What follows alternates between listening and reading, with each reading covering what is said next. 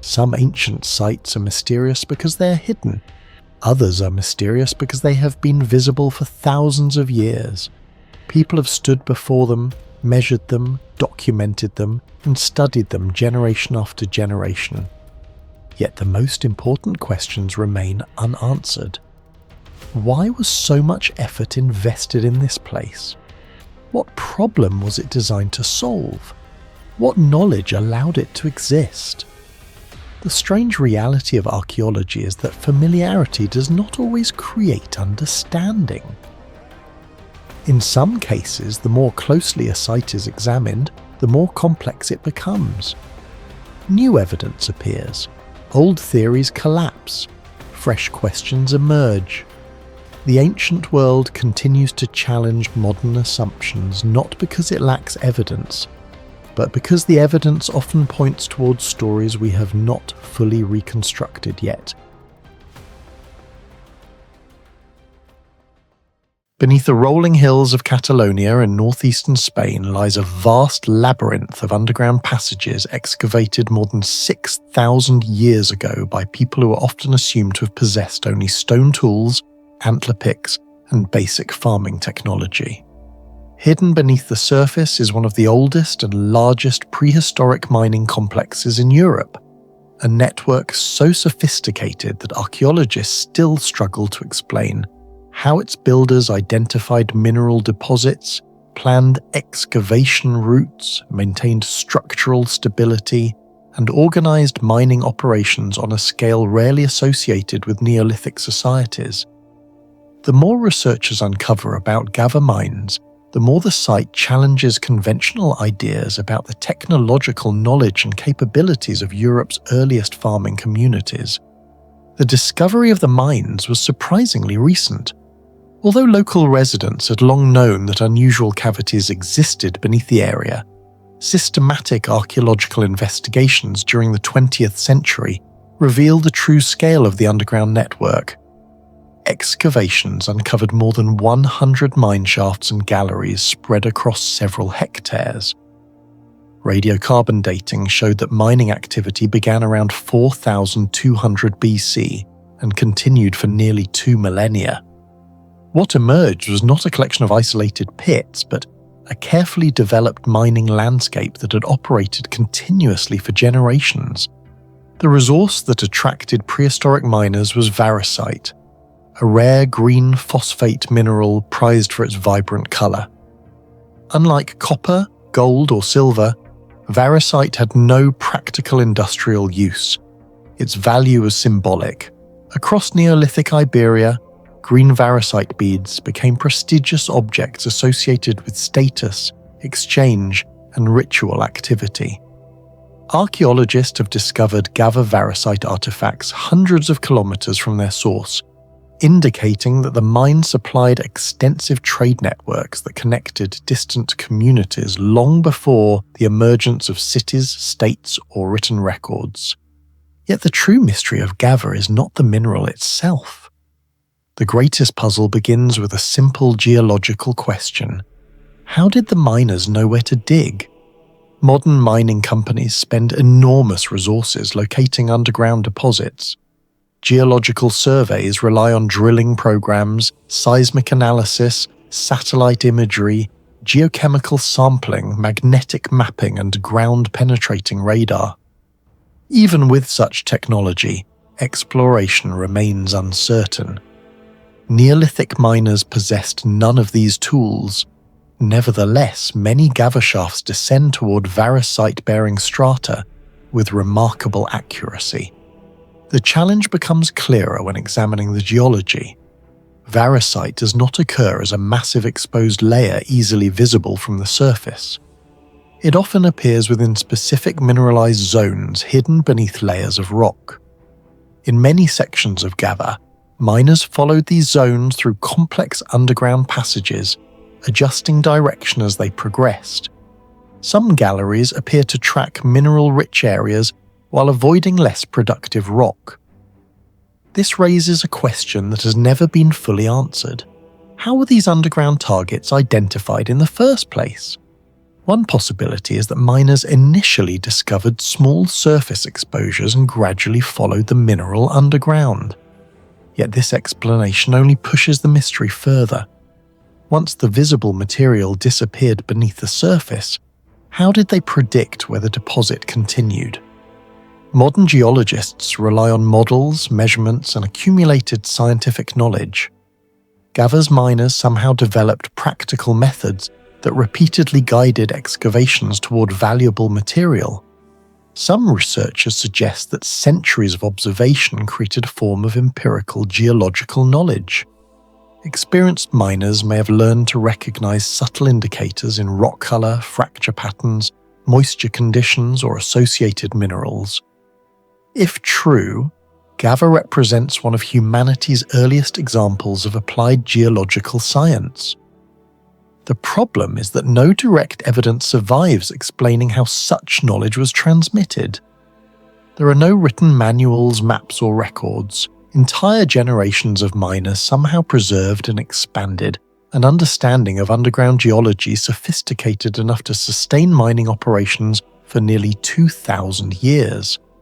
The mystery deepens when examining the structure of the mines themselves. Excavations reveal vertical shafts reaching depths of up to 15 meters connected to branching galleries below. Many passages display shapes that appear intentionally adapted to surrounding geological conditions. Instead of following simple straight lines, tunnels often curve, narrow, widen, or change orientation in ways that maximize stability. This is remarkable because underground excavation is inherently dangerous. Even today, mine collapses remain a significant hazard despite advanced engineering software and geological monitoring. Yet numerous Gava galleries survived for more than 6 millennia. Archaeologists studying the mine architecture found evidence that prehistoric miners understood which rock layers could support excavation and which required avoidance. Their decisions suggest practical knowledge of load distribution and rock behavior, even though they lacked formal mathematics or engineering theory. The issue of ventilation introduces another layer of complexity. Deep underground environments rapidly accumulate carbon dioxide while oxygen levels decrease. Any use of fire further worsens the problem. Modern mines employ mechanical ventilation systems because air quality becomes life-threatening in confined spaces. Gava's miners had no such technology. Nevertheless, several excavated areas reveal interconnected shafts and secondary openings that may have improved airflow. Some researchers believe these features unintentionally created natural convection currents. Others argue that they were deliberately designed after generations of experience taught miners how air behaved underground. The evidence remains inconclusive. What is certain is that mining at depths exceeding 10 meters would have been difficult without some practical solution to the problem of breathable air. Lighting presents a similar challenge. Sunlight could not penetrate most working areas. Archaeologists have identified traces consistent with torches and primitive lamps. Yet smoke accumulation inside confined galleries should have created severe visibility and respiratory problems. Experimental archaeology projects attempting to recreate Neolithic mining conditions demonstrate how rapidly underground air quality deteriorates when open flames are introduced. The fact that mining continued for centuries suggests that workers possess techniques for managing these conditions that remain only partially understood. Then there is the question of labor. Estimates indicate that thousands of tons of rock were removed during the operational life of the mines. The available tools were astonishingly simple. Stone hammers, antler picks, bone implements, and wooden wedges constituted the primary mining equipment. Experimental reconstructions show that excavation with such tools is extremely slow. Removing even a small volume of hard rock requires enormous effort. The implication is profound. Gava was not the work of a few individuals digging occasional pits.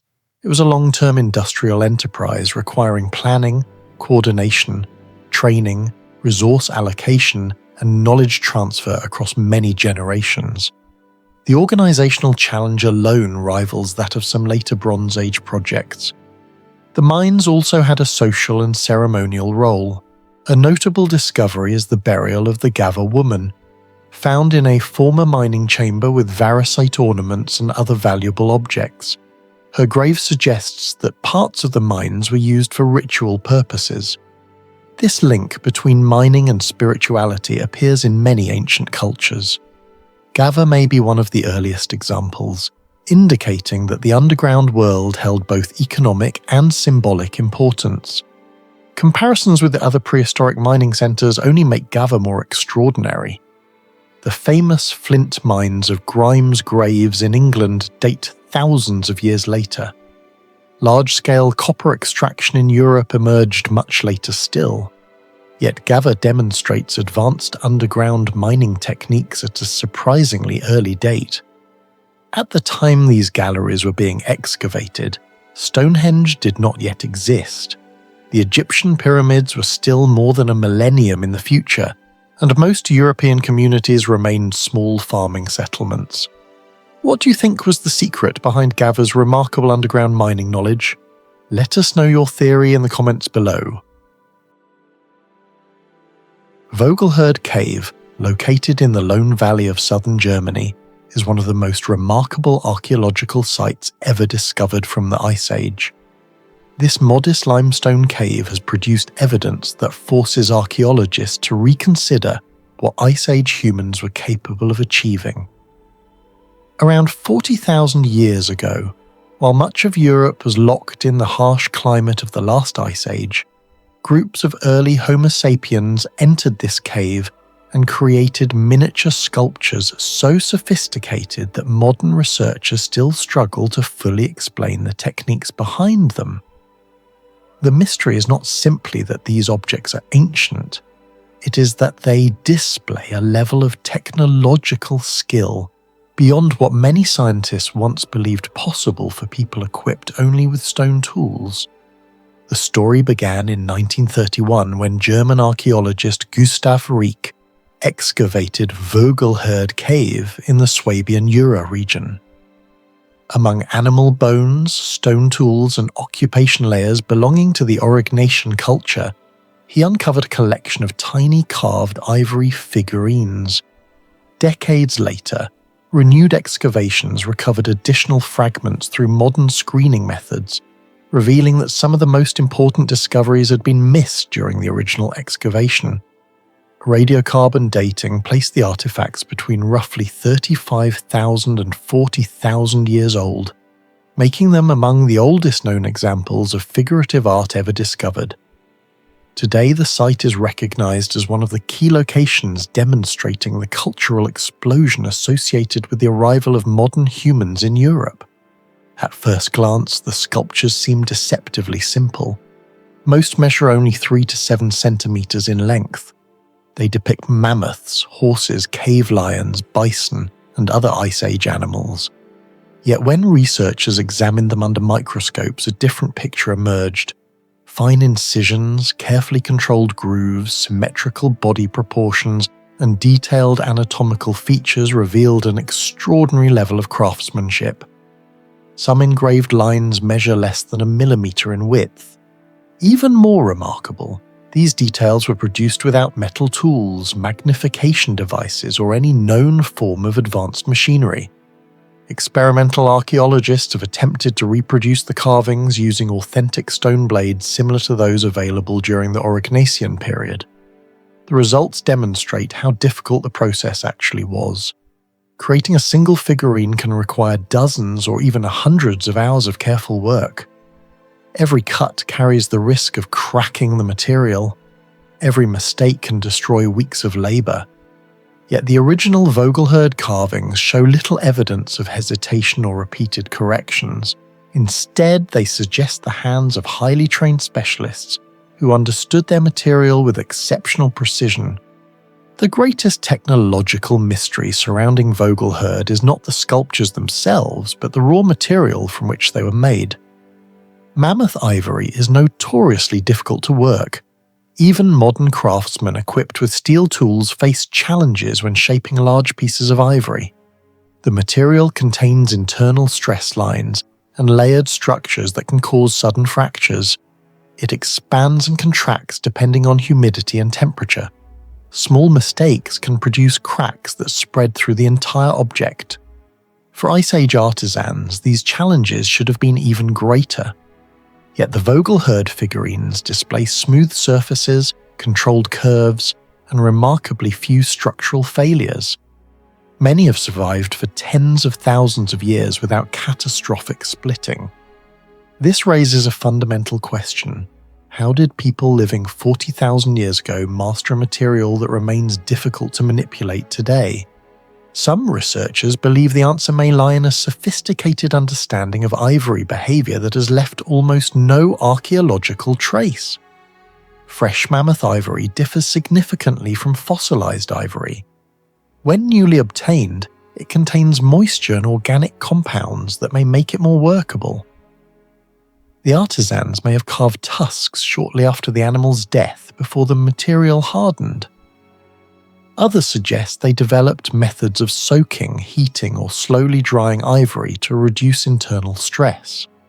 Experimental studies indicate that temperature and moisture can significantly affect carving properties, but no direct evidence has yet revealed exactly how Vogelherd craftsmen prepared their material.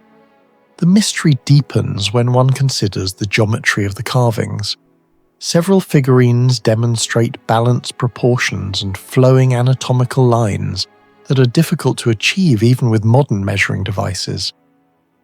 The famous horse figurine, for example, captures the posture and body structure of a living animal with surprising accuracy despite its tiny size. The cave lion carvings display anatomical traits consistent with what paleontologists know about extinct cave lions, including body proportions different from modern African lions. Such accuracy suggests not only artistic talent, but also a systematic understanding of observation. This creates another puzzle. How did Ice Age hunters study dangerous animals in such detail? Cave lions could weigh more than 300 kilograms. Mammoths could exceed 6 tons. Direct observation would have involved significant risk. Yet the carvings reveal familiarity with muscle structure, posture, and movement patterns that imply repeated and careful study. Some researchers compare this level of animal representation to the field observations conducted by modern wildlife illustrators. Equally mysterious is the evidence for miniature engineering. Several Vogelherd artifacts contain perforations likely used for suspension as pendants or personal ornaments. These holes are often only a few millimeters wide. Microscopic analysis suggests controlled rotational drilling motions rather than random puncturing. Producing such perforations without splitting the surrounding ivory requires considerable technical skill. The exact drilling tools remain unknown because no complete specialized drilling equipment has been found alongside the sculptures.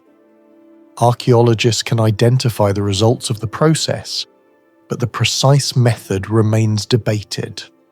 Perhaps the most surprising aspect of Vogelherd is what it implies about social organization. Mastering mammoth ivory carving would not have been a skill acquired casually.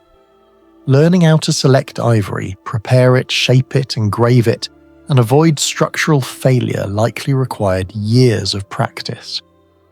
Yet archaeological evidence for workshops, training centers, or apprenticeship systems remains limited. The sculptures appear fully developed rather than experimental. It is as though a mature artistic and technical tradition suddenly appears in the archaeological record already operating at a high level. This phenomenon is not unique to Vogelherd. Nearby sites in the Swabian Jura, including Hohlefels and Geisenklosterle Cave, have produced similarly sophisticated ivory carvings and some of the oldest known musical instruments. Together, these sites suggest that a broader technological culture existed across the region approximately 40,000 years ago. However, The origins of this expertise remain uncertain. Archaeologists can trace the products of the tradition, but the developmental stages that led to such mastery remain largely invisible. Comparisons with other ancient artistic traditions make Vogelherd even more extraordinary. The famous cave paintings of Chauvet Cave date to a similar period and demonstrate remarkable artistic ability. However, painting on rock surfaces and carving complex three-dimensional sculptures from ivory require very different technical skills. The Vogelherd artisans were not merely drawing animals, they were engineering miniature three-dimensional representations from one of the most challenging natural materials available to them. Modern imaging tools continue to reveal new details. High-resolution microscopy, 3D scanning, and wear analysis have uncovered tool marks invisible to the naked eye. These findings show that the carvings were carefully cut, scraped, polished, and engraved. However, researchers still cannot fully reconstruct how they were made, and much of that knowledge has been lost. What do you think? How did Ice Age artisans acquire the knowledge and skills needed to carve mammoth ivory with such extraordinary precision 40,000 years ago? Share your thoughts and theories in the comments below.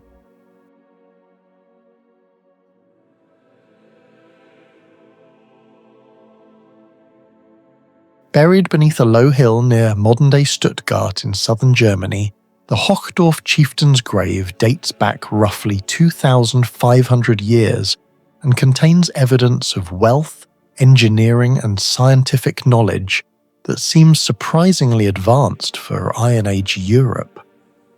Long before Rome dominated the continent, before paved roads connected distant regions, and before written records described the societies north of the Alps, an elite individual was laid to rest on a bronze couch, surrounded by gold ornaments, imported luxury goods, and enough equipment to host a feast for hundreds of people.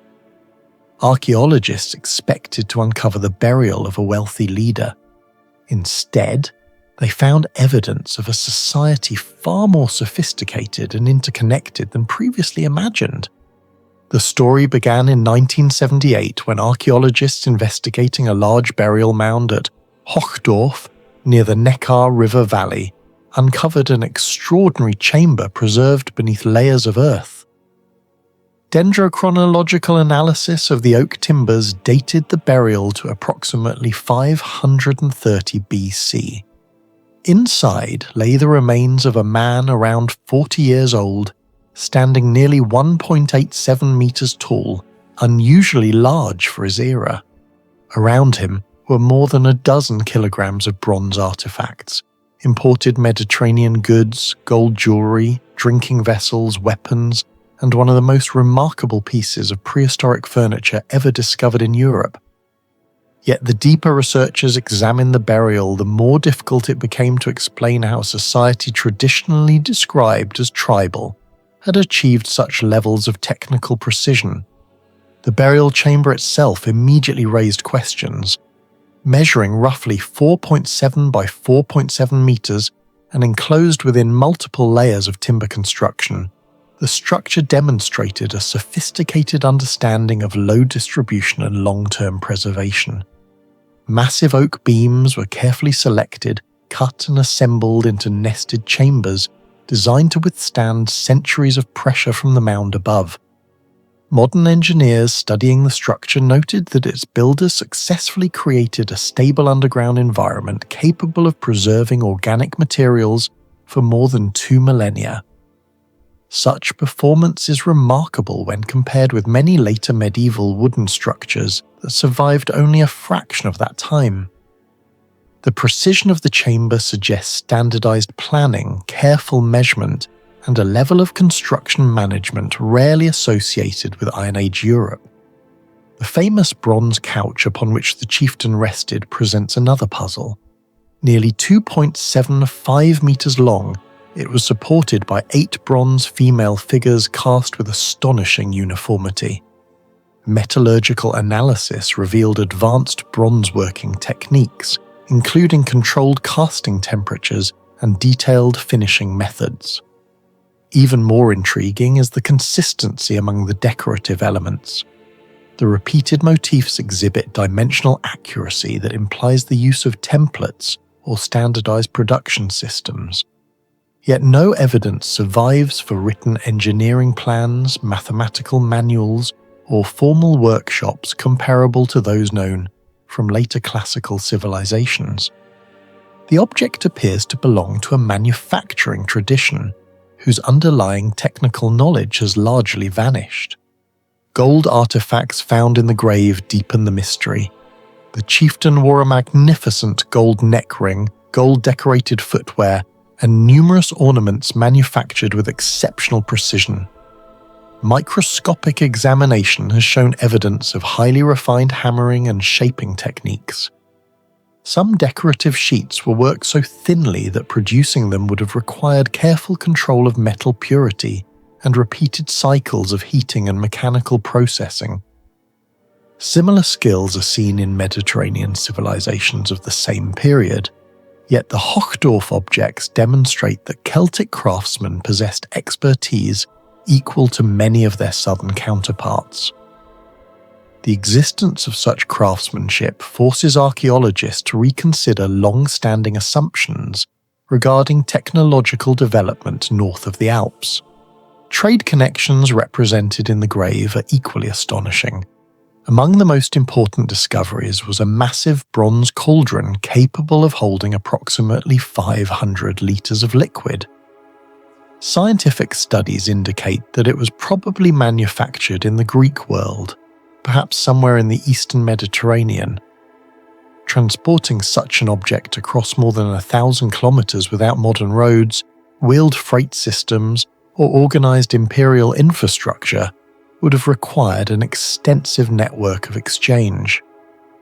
Similar imported luxury goods have been discovered at elite Celtic sites across Europe, suggesting that long-distance trade routes were far more sophisticated than once believed. Yet the mechanisms that maintained these networks remain poorly understood. No written records explain how goods, information and technology moved across such enormous distances. However, the greatest mystery of Hochdorf is neither its gold nor its imported treasures. It is the evidence for highly advanced brewing and beverage preservation technology hidden among the grave goods. Near the burial were 9 drinking horns, one of them nearly 5 litres in capacity. Residue analysis and associated archaeological evidence strongly suggest that large quantities of fermented beverages played a central role in the funerary rituals surrounding the chieftain. At first glance, this may seem ordinary. Ancient societies everywhere consumed alcoholic drinks. Yet when researchers examine the scale of production implied by the Hochdorf burial, a far more complex picture emerged. Brewing stable beer is not a simple process. It requires controlled germination of grain, careful drying of malt, precise management of fermentation conditions, and protection against contamination from bacteria and wild yeasts. Modern brewing science demonstrates that small variations in temperature, moisture, or storage conditions can ruin entire batches. Producing a drinkable product for a few households is one thing. Producing hundreds of litres for elite ceremonial consumption is something entirely different. Evidence from Hochdorf suggests exactly that level of production. The giant imported cauldron alone could hold approximately 500 litres. To fill even part of such a vessel would require enormous quantities of barley, water, labour, and technical knowledge. Experimental archaeology indicates that producing several hundred litres of beer could require hundreds of kilograms of grain and carefully coordinated processing stages. This implies agricultural organisation on a scale far beyond subsistence farming. More importantly, beer spoils quickly.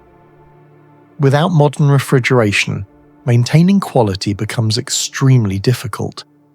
Researchers believe Iron Age brewers may have developed sophisticated methods involving seasonal production, specialized storage vessels, controlled fermentation environments, and perhaps the use of natural preservatives. Some scholars have proposed that elite Celtic centres functioned as specialised production hubs capable of creating beverages intended for large ceremonial gatherings. If true, these operations would represent an early form of industrial-scale food technology. Comparisons with other ancient societies make Hochdorf even more remarkable. In Mesopotamia, Egypt, and later Rome, brewing traditions were supported by urban administrations, written records, and specialised labour systems. At Hochdorf, no such documentation exists, yet the archaeological evidence suggests comparable organisational complexity. The technology existed, but the manuals are gone. The expertise existed, but the workshops disappeared. What remains are indirect traces embedded within drinking equipment, residue chemistry, and the logistics required to sustain elite feasting. The burial mound itself provides further clues. Feasting appears to have been central to political power in Celtic society. Leaders may have reinforced alliances by hosting enormous gatherings where food and drink demonstrated wealth, authority, and access to distant trade networks. In this context, brewing was not merely food production, it was a strategic technology. The ability to produce, preserve, transport, and distribute large quantities of alcohol may have been as important to maintaining power as metallurgy or warfare. Was Hochdorf simply the grave of an extraordinary leader? Or is it evidence that an entire technological tradition flourished in prehistoric Europe and then disappeared almost without a trace? Discovered near Seville in southern Spain, only a few kilometers from the lower Guadalquivir River, the treasure of El Carambolo consists of 21 gold artifacts weighing roughly 2.7 kilograms. While it may initially appear to be just another ancient hoard among the many found across Europe and the Mediterranean, the collection has puzzled researchers since its discovery. For more than 60 years, archaeologists, metallurgists, and historians have sought to understand how craftsmen living nearly 2,800 years ago were able to create gold objects with such remarkable purity, precision, and consistency. As scientific analysis has advanced, the treasure has continued to challenge conventional assumptions about ancient metallurgy, trade networks, and the level of technological sophistication achieved during the early Iron Age. The discovery itself was surprisingly ordinary. In September 1958, workers preparing a site for a shooting club at El Carambolo accidentally uncovered a collection of gold objects buried beneath the ground. What initially seemed to be a cache of jewellery soon became one of the most important archaeological discoveries ever made in Spain. The treasure included massive necklaces, breast ornaments, bracelets, and decorative plates fashioned from solid gold. Archaeologists quickly realized that these objects were unlike typical Iberian artifacts. Their craftsmanship suggested connections to the wealthy and mysterious culture known as Tartessos, a civilization described by ancient Greek writers but still poorly understood today. The greatest mystery emerged when scientists began studying the metal itself. Modern analyses reveal that many pieces were manufactured from extraordinarily pure gold. In several objects, purity levels exceeded 90%, with only small amounts of silver and trace impurities remaining. To modern observers, this may not sound remarkable. Contemporary refineries routinely produce gold with purities exceeding 99.99%. But the situation becomes far more impressive when viewed through the lens of ancient technology. During the 8th and 7th centuries BC, there were no industrial furnaces, no chemical refining plants, no modern crucibles, and no scientific understanding of metallurgy. Yet somehow the craters of El Carambolo acquired and worked gold whose quality rivals some of the finest precious metal objects known from the ancient Mediterranean. This raises a question that remains surprisingly difficult to answer. How was such gold obtained? Natural placer gold can occasionally reach high purity, especially after long geological processes remove impurities. However, the consistency observed across multiple objects suggests something more sophisticated than simply collecting unusually pure nuggets. Some researchers have proposed that ancient craftsmen employed refining techniques capable of separating silver from gold more effectively than previously believed. Others argue that the raw material may have originated from exceptionally rich deposits within southwestern Iberia. Neither explanation fully resolves the puzzle. Experimental archaeology has demonstrated that achieving similar purity using reconstructed Iron Age methods is possible, but doing so consistently across kilograms of material requires enormous skill, knowledge, and labour. The treasure suggests that ancient metallurgists possessed practical expertise that modern researchers may still underestimate. The mystery deepens when compared with other famous gold treasures of antiquity. The gold mask of Tutankhamun, created around 1323 BC, contains gold of varying purity levels carefully selected for visual effect. Mycenaean gold objects from Greece often display significant differences in composition, even within the same artifact. Many Celtic treasures of later centuries reveal greater impurity levels than those observed at El Carambolo. Despite being separated by geography and culture, these comparisons reveal an uncomfortable fact. The craftsmen responsible for El Carambolo were operating at a metallurgical level comparable to some of the most sophisticated gold-working traditions of the ancient world. Purity alone, however, is only the beginning. The objects demonstrate astonishing manufacturing precision. Many ornaments were constructed from thin sheets of hammered gold shaped into complex geometric forms.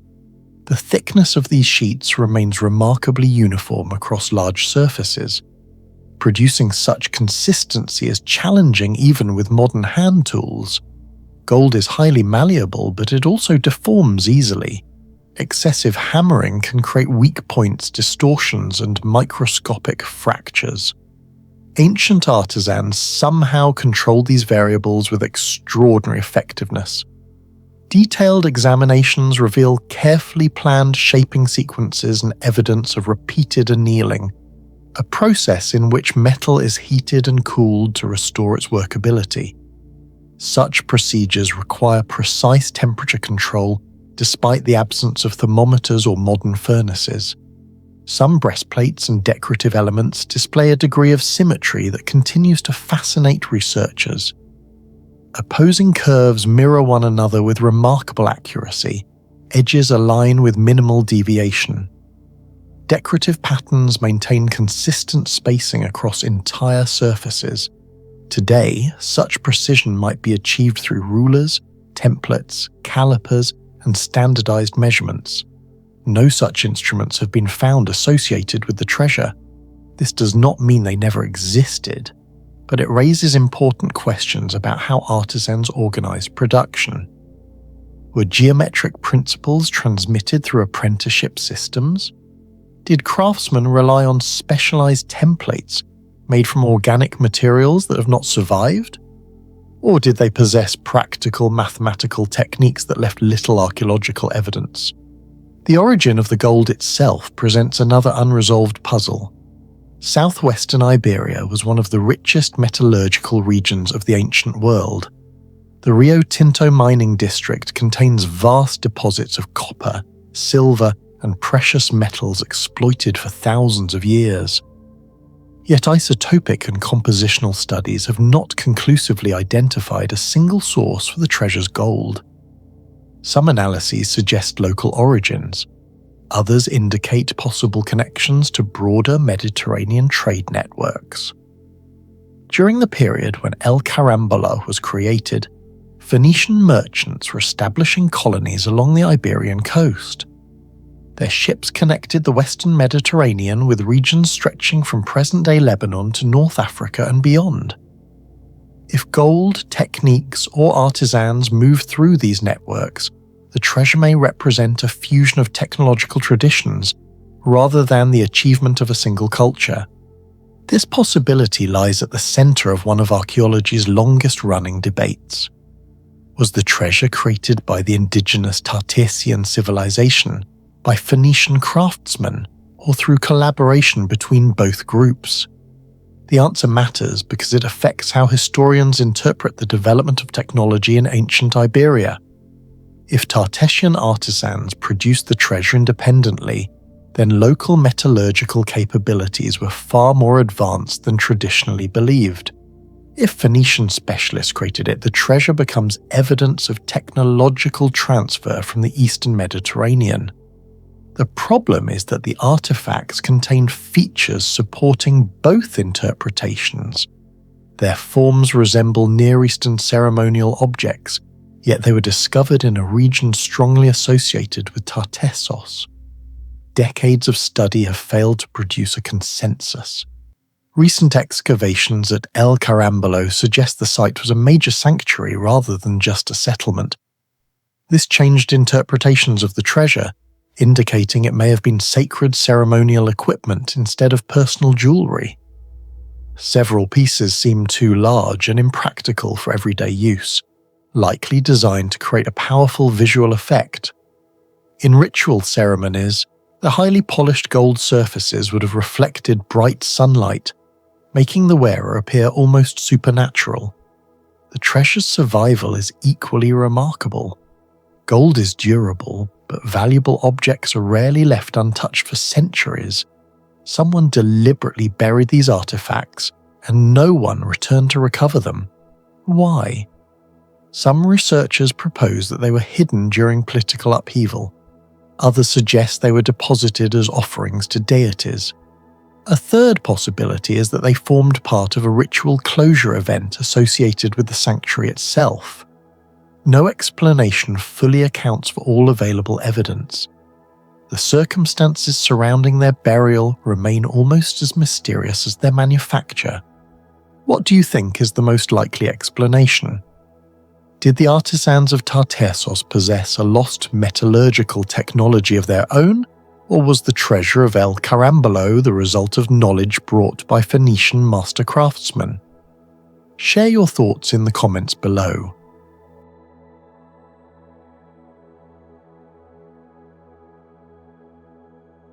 Perched on a hill near present-day Torres Vedras, about 50 kilometers north of Lisbon, Portugal, Zambujal overlooks the surrounding landscape with a network of stone walls, towers, and defensive passages that seem remarkably advanced for their time. Built nearly 5,000 years ago during the Copper Age, the site challenges many assumptions about the capabilities of prehistoric societies. What appears at first to be a typical ancient settlement gradually reveals itself as something far more extraordinary. The deeper researchers investigate, the harder it becomes to explain how a community with no iron tools, no advanced mathematics, no written engineering manuals, and only early metallurgy managed to construct one of the most sophisticated fortification systems in prehistoric Europe.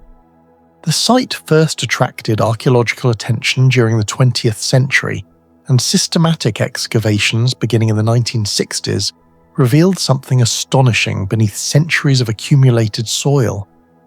Instead of a simple farming village, archaeologists uncovered a massive fortified settlement occupied between roughly 3000 and 1700 BC. Layer after layer of walls emerged from the earth. Towers appeared where none were expected. Defensive corridors, controlled entrances, and multiple construction phases demonstrated that Zambujal was not a temporary settlement, but a carefully engineered center that evolved over centuries. What researchers discovered challenged long-held assumptions about the technological capabilities of Copper Age societies across Western Europe. To understand why Zambujal is so unusual, it is important to remember the world in which it was built. Around 3000 BC, Egypt was entering the age of its earliest pyramids. The first cities of Mesopotamia were expanding along the Tigris and Euphrates rivers. Stonehenge had not yet reached its final form. Most communities across Atlantic Europe consisted of small farming settlements. Yet at Zambujal, builders were creating defensive systems whose complexity would not look out of place in fortifications constructed thousands of years later. The most remarkable mystery is not the walls themselves, but the extraordinary design of the towers integrated into them. Excavations reveal that many of Zambujal's defensive structures were built with projecting semicircular bastions extending outward from the main fortification line. This seemingly simple feature has become one of the most fascinating engineering puzzles at the site. Modern military architects understand the advantages of curved defensive structures. A semicircular tower eliminates many of the structural weaknesses associated with right angles. Forces generated by the weight of masonry are distributed more evenly throughout the structure. Curved walls resist collapse better than square corners. They are less vulnerable to cracking and can absorb stress more effectively. Most importantly, they dramatically increase the field of view available to defenders. At Zambujal, these projecting towers created overlapping observation zones around the settlement. Any person approaching the walls could potentially be observed from multiple directions. The design reduced blind spots and allowed defenders to monitor larger portions of the surrounding terrain. Military engineers centuries later would deliberately employ similar concepts when designing fortifications intended to maximize defensive visibility. The mystery is that none of the mathematical theories explaining these advantages existed in prehistoric Portugal. The builders left no written records. No architectural manuals survive. No evidence suggests formal engineering schools. Yet the towers display a practical understanding of geometry, stability, and defensive planning that appears astonishingly advanced for the period. Researchers continue debating whether this knowledge emerged gradually through centuries of experimentation, or whether it reflects a level of technical specialization that archaeologists still do not fully understand. The precision becomes even more impressive when examining the site's construction history. Zambujal was not built once and abandoned. Archaeologists have identified multiple major rebuilding phases spanning several centuries. During each phase, walls were modified, entrances redesigned, and towers added or strengthened. Instead of repeating previous mistakes, later builders often improved upon earlier designs. This suggests something extraordinary. Knowledge was being preserved across generations. Without writing, technical information would have depended entirely on oral transmission and practical training. Yet the continuity visible in the architecture implies that construction techniques, design principles, and engineering knowledge survived for hundreds of years. In many prehistoric societies, complex building traditions often disappear after only a few generations. At Zambujal, the opposite appears to have occurred. The fortifications became increasingly sophisticated over time. Another puzzle concerns the relationship between the fortress and the surrounding landscape. Modern topographic analysis demonstrates that the builder selected a location offering exceptional visibility over important routes through the region. Approaches to the settlement could be monitored from elevated positions. Natural slopes strengthened the defensive perimeter. Potential attackers would have been forced to move through terrain favorable to defenders. Today, such optimization can be modeled using satellite imagery, digital elevation maps, and geographic information systems. 5,000 years ago, every decision depended on direct observation. Yet the final result suggests a level of terrain analysis that rivals strategic principles used throughout military history. The construction effort itself raises additional questions. Thousands of tons of stone were required to build the settlement's successive walls and towers.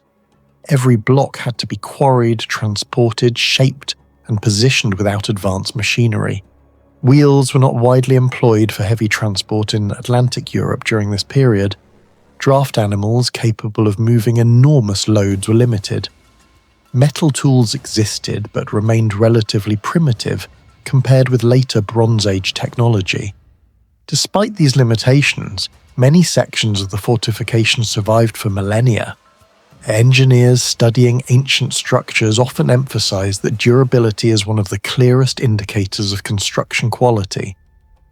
A poorly built wall collapses within decades. A well-built wall may survive centuries. The fortifications at Zambujal endured thousands of years of weathering, seismic activity, erosion, and human disturbance. Such longevity suggests that the builders possessed practical expertise far beyond what is traditionally imagined for prehistoric farming communities. The fortress also appears connected to another technological revolution unfolding across Iberia during the Copper Age: metallurgy. Excavations have recovered evidence of copper working, including tools and production remains. Scientific analyses indicate that Zambujal participated in extensive exchange networks that linked communities across large areas of the peninsula. Valuable materials, raw resources, and finished goods moved through these networks long before the emergence of formal states. This raises a critical question. Why would a prehistoric settlement require such elaborate defences? One possibility is competition over access to copper resources and trade routes. Copper represented one of the most valuable materials of the age. Communities controlling production and exchange could accumulate wealth, influence, and power. In such an environment, defensive architecture may have become essential. Yet evidence for large-scale warfare remains surprisingly limited. The fortifications appear capable of resisting significant threats, but archaeologists have uncovered relatively little direct evidence for major battles. This contradiction remains one of the greatest mysteries surrounding the site. Were the walls built to defend against enemies, or were they symbols of authority intended to display power and prestige? Were the towers practical military installations, or did they also communicate social status to surrounding communities? Some researchers compare Zambujal to later fortified centres across Europe that served both political and defensive functions simultaneously. Like Iron Age hill forts constructed thousands of years later, the settlement may have operated as a regional centre where economic power, social hierarchy, and security became intertwined.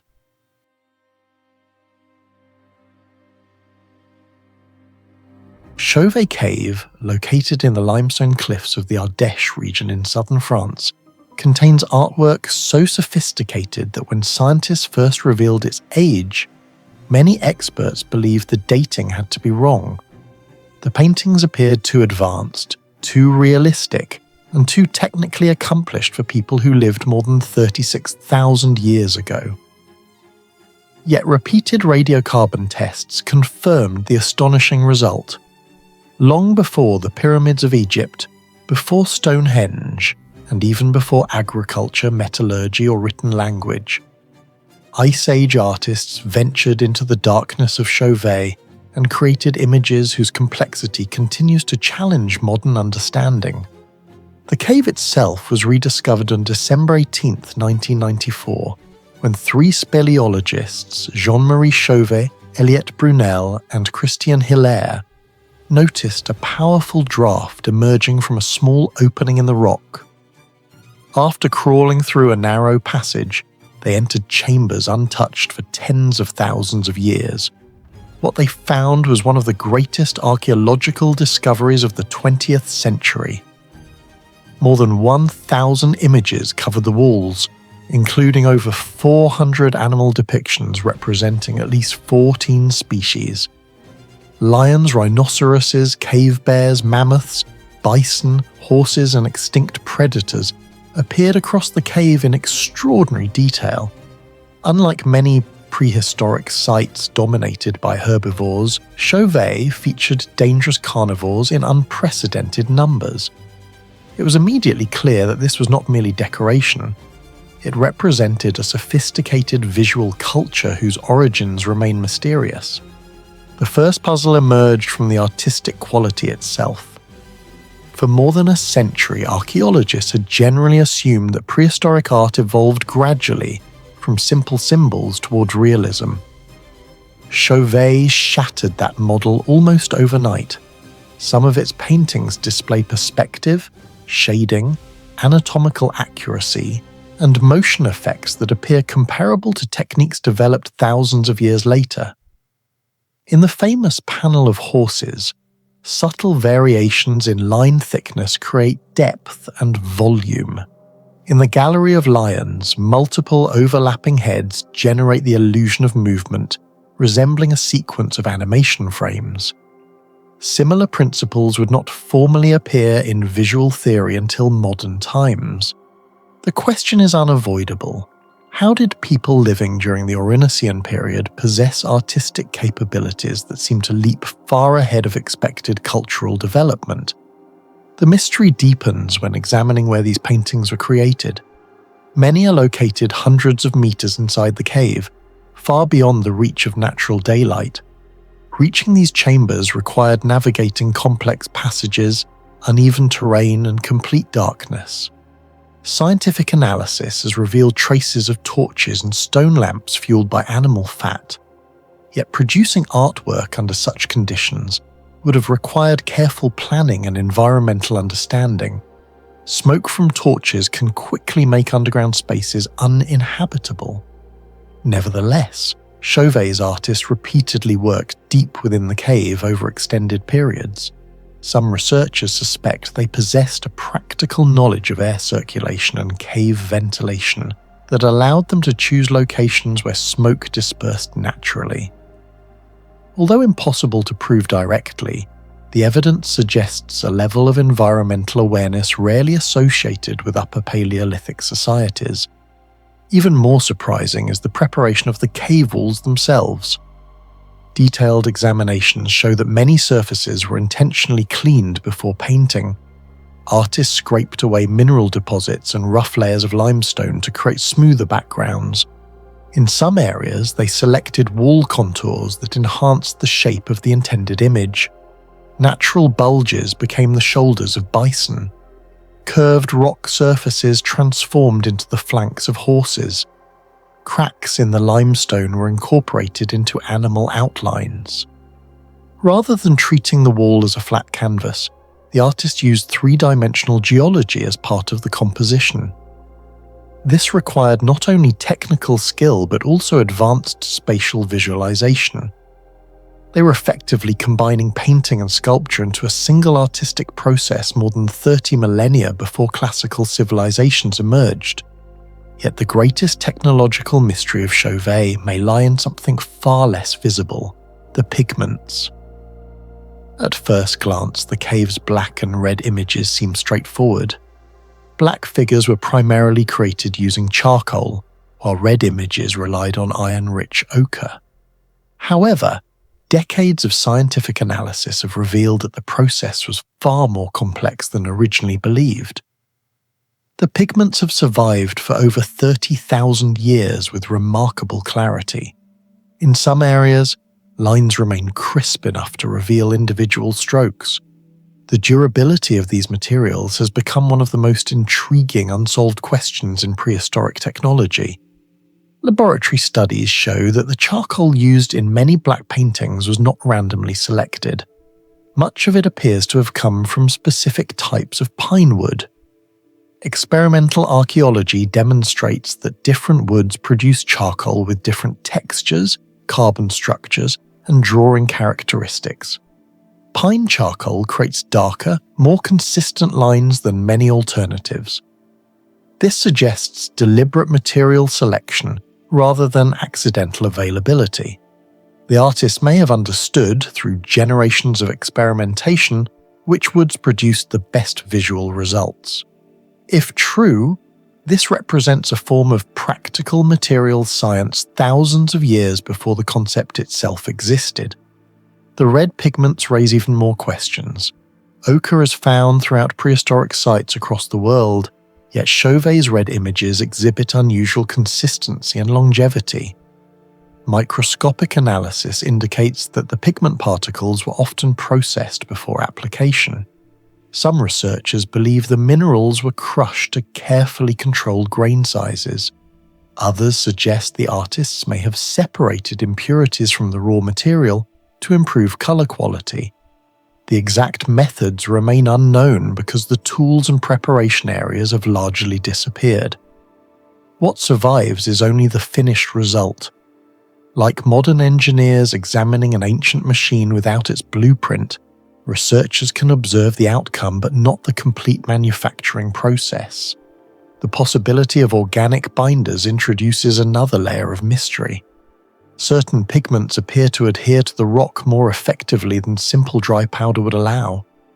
Some scientists have proposed that animal fat, marrow, blood, plant resins or other organic substances may have been mixed with mineral pigments. Such additives could improve adhesion, alter texture, and increase durability. Yet after tens of thousands of years, direct evidence is difficult to detect. If these mixtures were used, Chauvet's artists may have possessed sophisticated empirical knowledge of chemical interactions without any formal understanding of chemistry itself. Comparisons with other prehistoric sites make the puzzle even greater. The famous cave paintings of Lascaux Cave date to roughly 17,000 years ago, while the paintings of Altamira Cave are approximately 14,000 to 20,000 years old.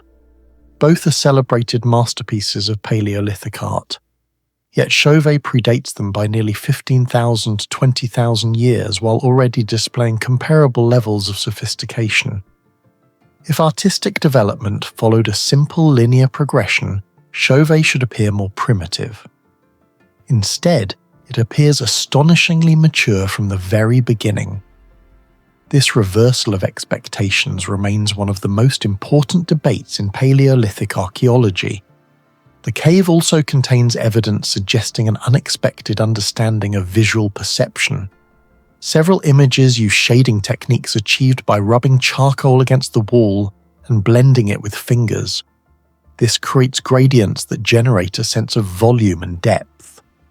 Such methods resemble artistic practices employed by Renaissance masters tens of thousands of years later. Some animal groups are arranged to exploit the flickering light of torches. As flames moved, overlapping outlines may have appeared to animate. Whether intentional or accidental remains uncertain, but the effect is striking. It raises the possibility that Chauvet's artists understood aspects of motion perception in ways that modern observers are only beginning to appreciate. Acoustic studies suggest that many major artworks in Chauvet Cave are located in chambers with unusual sound properties, such as strong echoes and resonance. Similar patterns appear in other decorated caves across Europe. Researchers believe sound may have influenced the choice of sacred spaces, showing that Chauvet's artists created immersive environments combining sound, light, space, and imagery. This reflects a high level of cultural and cognitive sophistication among Ice Age people. How do you think people 36,000 years ago mastered such sophisticated artistic and technical skills? Let us know your theory in the comments below.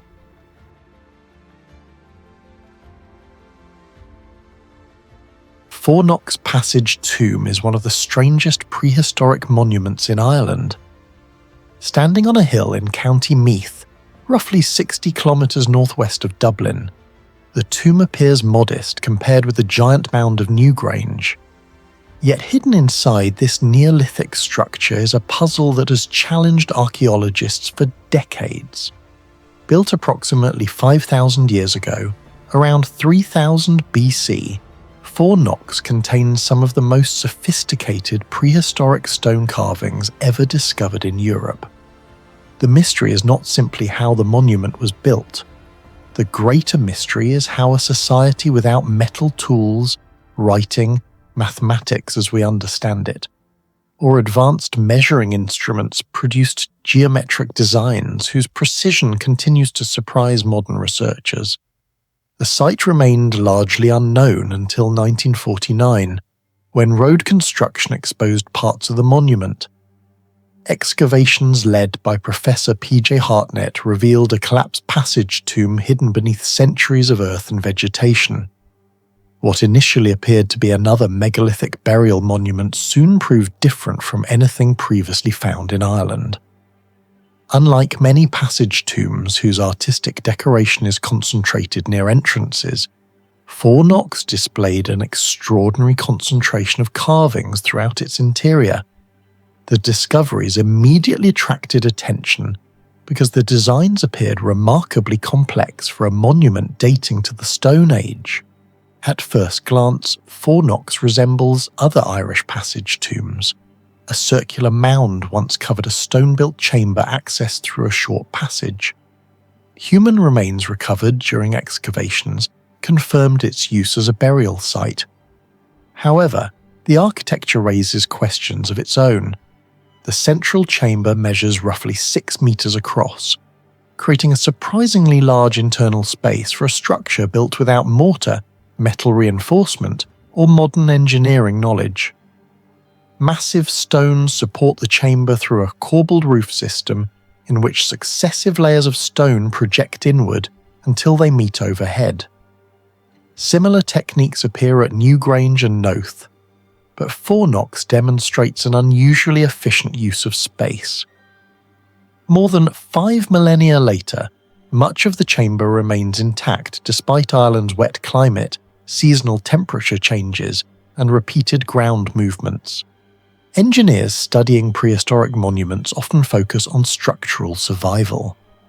Fornox presents an intriguing case because the builders appear to have understood load distribution with remarkable accuracy. Every supporting stone contributes to directing pressure downward and outward. Computer models of comparable corbelled structures show that relatively small errors in placement can dramatically increase collapse risk. Yet the builders achieved sufficient precision for the monument to survive thousands of years. Whether this knowledge resulted from generations of experimentation or from sophisticated planning methods that left no trace remains unknown.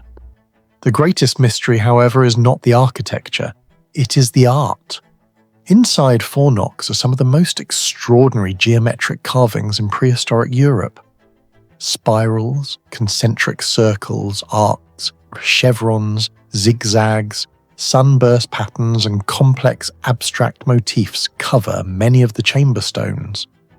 These designs are often grouped with the famous megalithic art of Newgrange, yet many specialists consider Fornox equally impressive and in some respects even more puzzling. What makes the carvings extraordinary is their precision. Many designs appear almost perfectly balanced despite being carved onto irregular stone surfaces. Circular motifs maintain consistent curvature, even where the rock itself is uneven. Parallel grooves remain surprisingly uniform. Symmetrical arrangements preserve proportional relationships across large surfaces. Creating such designs is difficult even with rulers, compasses, and marking tools. Fornox builders possessed none of these technologies in the conventional sense. Experimental archaeologists have attempted to reproduce similar carvings using replicas of Neolithic stone tools. The results reveal a surprisingly demanding process.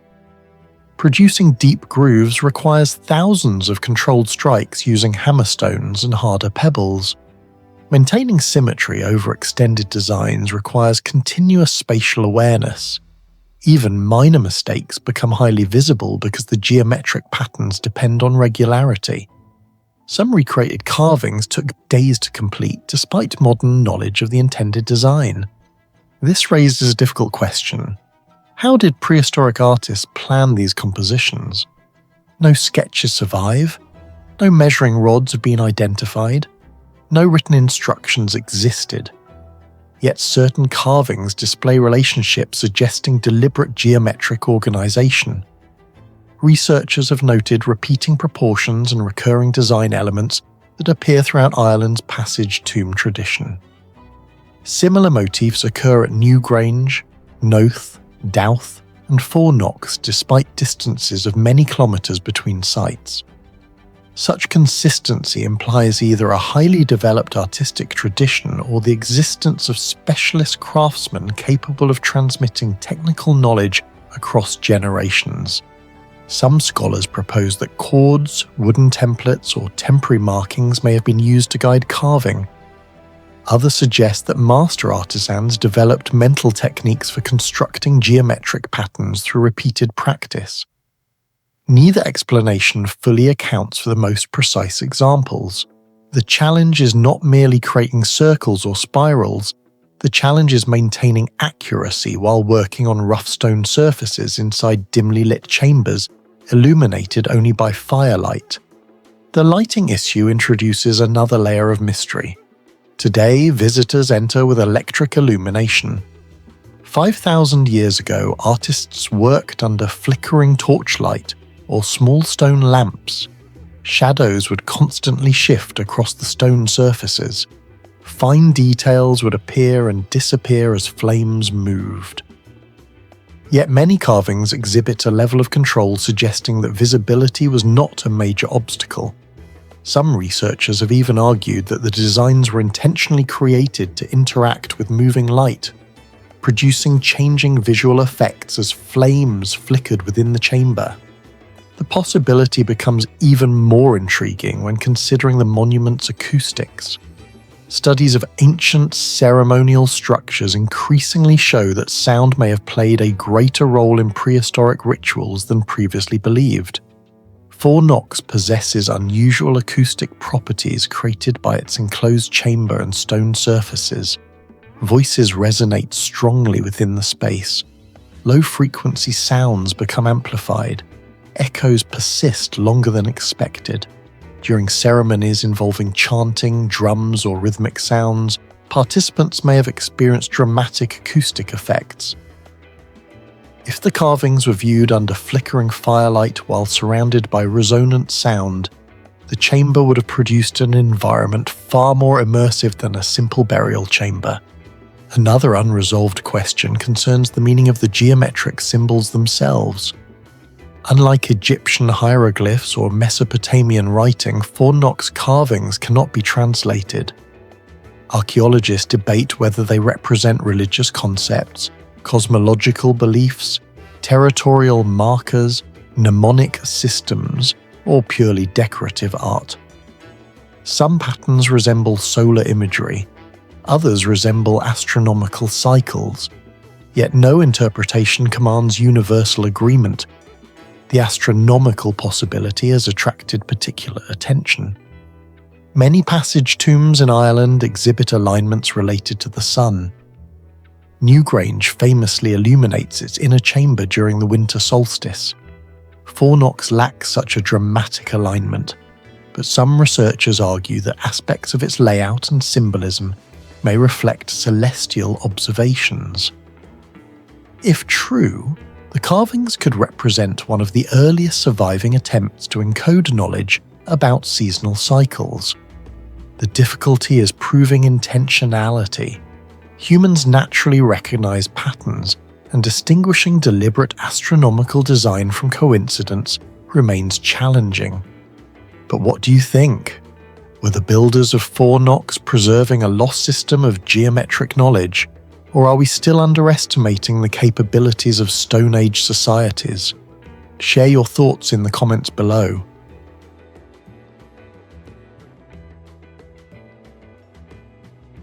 Northern England, stretching nearly 117 kilometres from the River Tyne to the Solway Firth, Hadrian's Wall was officially identified in the 18th and 19th centuries through large-scale archaeological surveys led by antiquarians such as John Clayton. Built around 122 AD under Emperor Hadrian, the structure cut directly across Roman Britain. Excavations later revealed forts, hidden drainage systems, workshops, roads, and engineering layers buried beneath centuries of soil. What shocked archaeologists was not simply the wall's size, but the level of technical precision hidden inside a frontier built almost 2,000 years ago. One of the greatest mysteries surrounding Hadrian's Wall is how Roman engineers maintained such remarkable alignment across brutal terrain without modern surveying equipment. The wall crossed hills, marshes, rivers, and unstable ground, yet many sections remain astonishingly straight for long distances. Modern engineers comparing Roman measurements with satellite analysis discovered that some stretches deviate by only a tiny margin, despite being built across uneven landscapes. For comparison, many medieval fortifications built more than 1,000 years later show significantly larger structural inconsistencies. Roman surveyors likely used a tool called the groma, combined with astronomical positioning and elevated observation points. However, historians still debate how they achieved this level of consistency across such enormous distances in northern Britain's constantly shifting weather conditions. The mystery deepens when studying the wall's foundations. In some areas, Roman builders changed the wall's width mid-construction while still preserving structural stability. Originally planned at nearly 3 meters thick in stone sections, parts were later reduced to around 2.4 meters, yet the load distribution remained surprisingly effective. This suggests Roman engineers were dynamically recalculating material efficiency during construction, something rarely associated with ancient military architecture. Even more puzzling is the speed of construction. Archaeologists estimate that over 15,000 Roman soldiers participated in the project. Based on surviving construction evidence, large sections may have been completed within only 6 years. Considering the scale of excavation, quarrying, transportation, and stone cutting required, many historians argue that the logistical coordination resembles an industrial-era military project more than an ancient frontier wall. Perhaps the most fascinating engineering mystery involves the wall's mortar and stone durability. Northern England experiences constant rainfall, freeze-thaw cycles, humidity, and powerful winds. Under similar environmental stress, many modern concrete structures deteriorate within decades. Yet parts of Hadrian's Wall have survived nearly 2 millennia. Scientific analysis of Roman mortar samples found mixtures containing lime, sand, clay, and volcanic components capable of producing unusual chemical reactions over time. Some microscopic studies identified crystalline formations that continue strengthening internal bonds centuries after the original construction. Modern researchers describe this phenomenon as a form of self-healing concrete.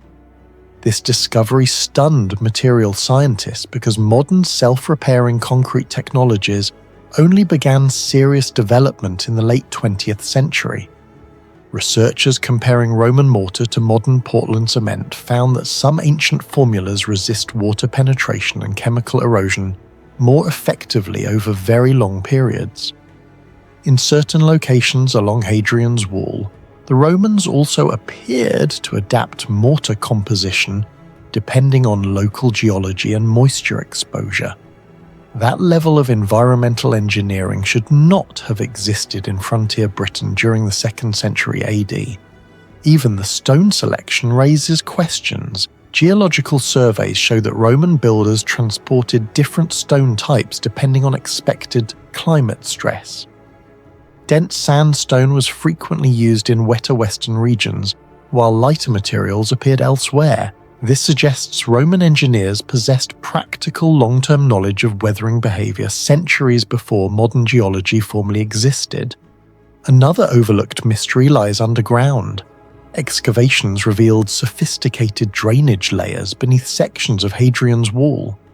Roman engineers constructed stone-packed foundations capable of redirecting groundwater away from structural pressure zones. In modern civil engineering, nearly identical principles are used to reduce frost heave, the destructive expansion caused when underground water freezes.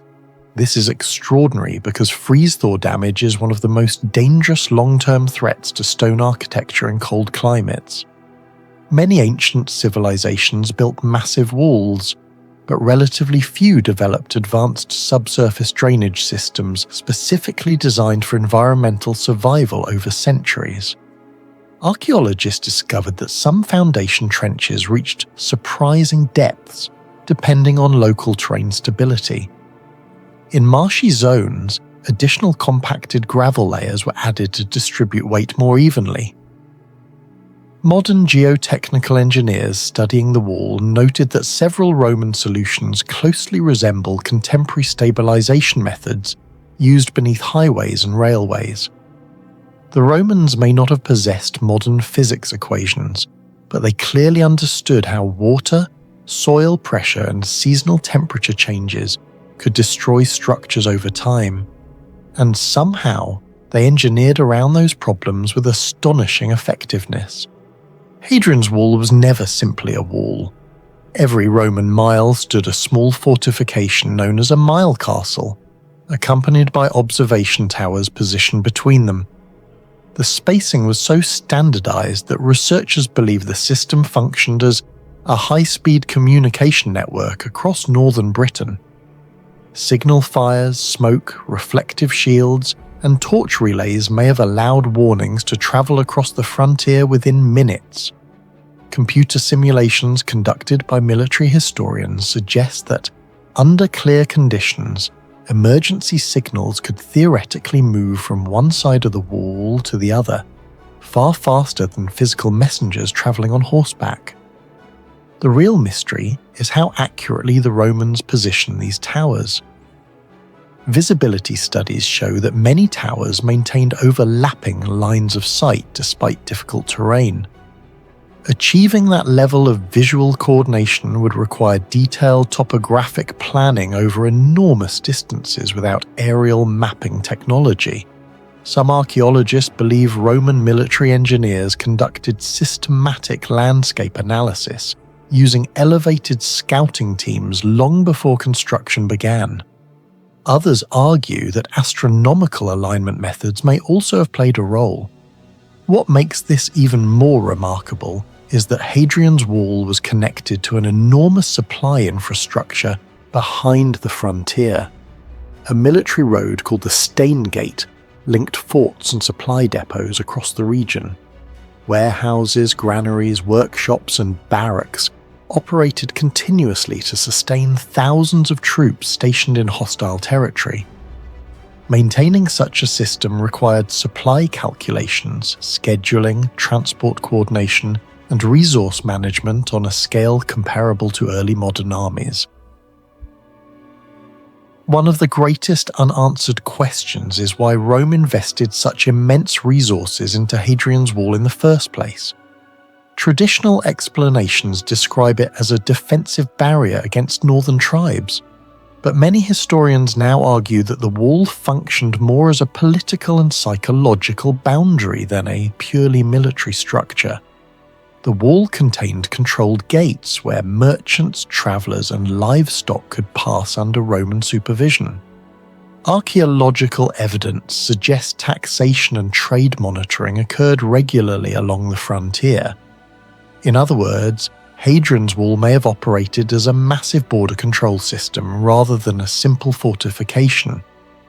Yet the mystery deepens when considering later Roman strategy. Only years after completing the wall, Rome pushed farther north and built another frontier, the Antonine Wall, before eventually abandoning it and returning south again. Why construct two gigantic frontier systems within such a short period? Some researchers believe the walls represented shifting imperial propaganda rather than military necessity. They projected Roman authority across the landscape itself.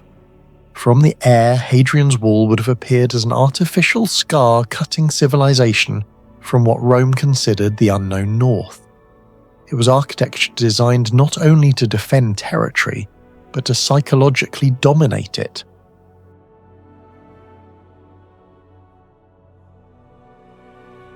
On the western coast of the Black Sea, beneath the modern Romanian city of Constanta, archaeologists uncovered the remains of Tomis, an ancient Greek colony founded in the 6th century BCE that later became one of Rome's most fortified maritime cities in Scythia Minor.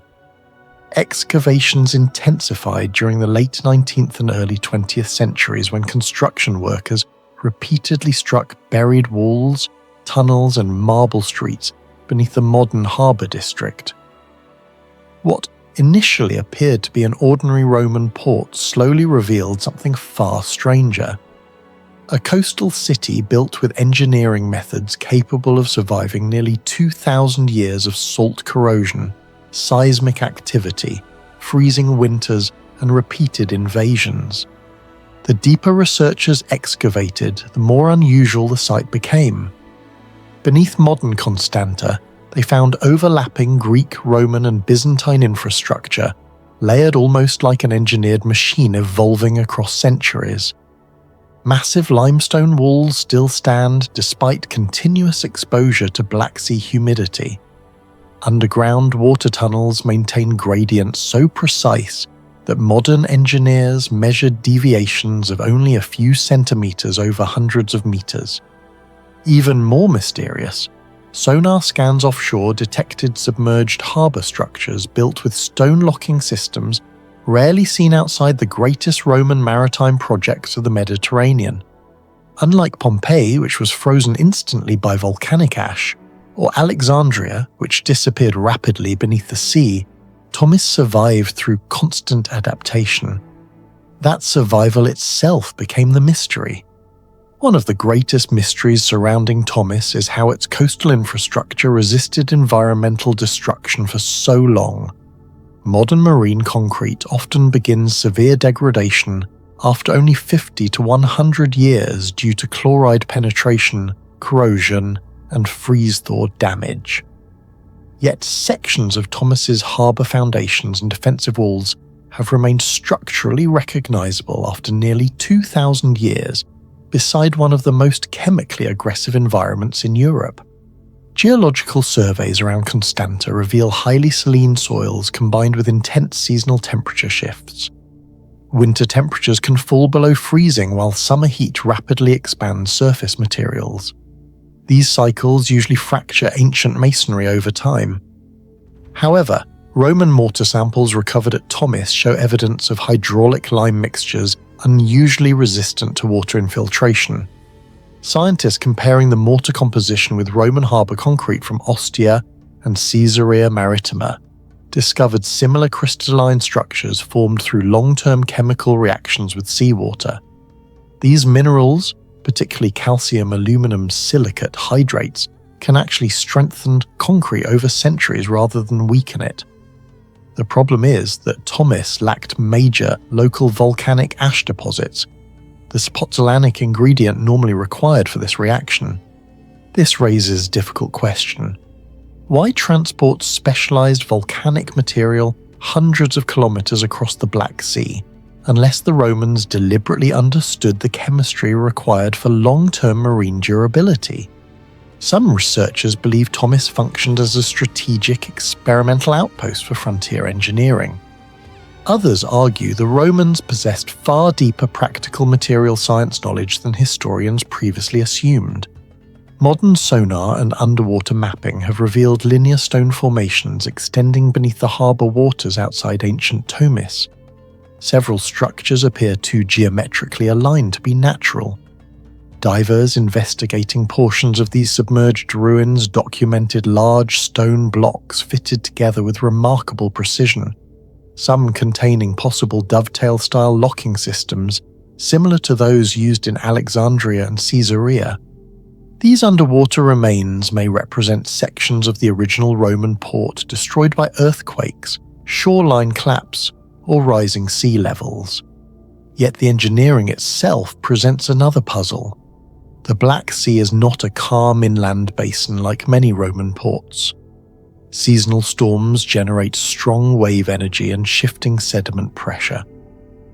Building durable harbour walls under those conditions would have required advanced knowledge of underwater stabilization. Comparisons with Caesarea Maritima in Israel are especially striking. There, Roman engineers created giant hydraulic concrete breakwaters by pouring volcanic ash mixtures directly into seawater using wooden forms. Thomas may have employed a related system adapted for colder climates and different coastal geology. If confirmed, this would place Thomas among the most technically advanced maritime engineering sites in the Roman world. Beneath modern Constanta lies a hidden labyrinth of ancient tunnels, reservoirs, drainage systems, and vaulted corridors. Many remain inaccessible or only partially mapped because modern urban construction sits directly above them. What astonishes engineers is the precision of the hydraulic planning. Roman aqueduct tunnels beneath Thomas maintained consistent water flow without pumps, relying entirely on gravitational gradients. Laser measurements conducted in several accessible sections showed incredibly small elevation errors, despite the tunnels being excavated nearly 2 millennia ago. Some vaulted corridors were constructed using alternating brick and stone pressure distribution patterns, similar to anti-seismic techniques later perfected in Byzantine architecture. This may explain why sections survived repeated earthquakes that damaged newer buildings above them. Humidity inside certain underground chambers remains unusually stable year-round. Archaeologists suspect the Romans intentionally designed airflow systems to regulate moisture and reduce structural decay. Comparable passive climate control principles appear in Persian qanats and underground storage complexes in Cappadocia. Yet Thomas combined these methods within a coastal urban environment, something rarely seen elsewhere in the Roman frontier provinces. Even today, large portions of the underground city remain sealed or unexplored. Roman bathhouses discovered at Thomas contain hypocaust heating systems specifically adapted for the brutal coastal winters of the Black Sea region. Standard Roman hypocausts used elevated floors supported by small pillars, allowing hot air from furnaces to circulate underneath rooms. But Thomas appears to have pushed this technology further. Archaeologists identified hollow wall bricks and multi-layer insulation chambers that significantly improved heat retention. Thermal simulations performed on reconstructed sections suggest these rooms could maintain stable temperatures far longer than conventional Roman bathhouses elsewhere in the empire. This is remarkable because fuel efficiency was essential in frontier regions where wood supplies were inconsistent. Some researchers estimate Thomas engineers reduced heat loss by up to 20–30% compared to standard Roman bath structures. The system resembles concepts found in modern thermal insulation engineering, yet these innovations appeared nearly 1,700 years before modern heating science formally understood convection and thermal retention. Why such advanced thermal optimization emerged specifically at Thomas remains unclear. Several streets and ceremonial structures in Thomas appear aligned with significant solar positions, particularly sunrise angles during solstices.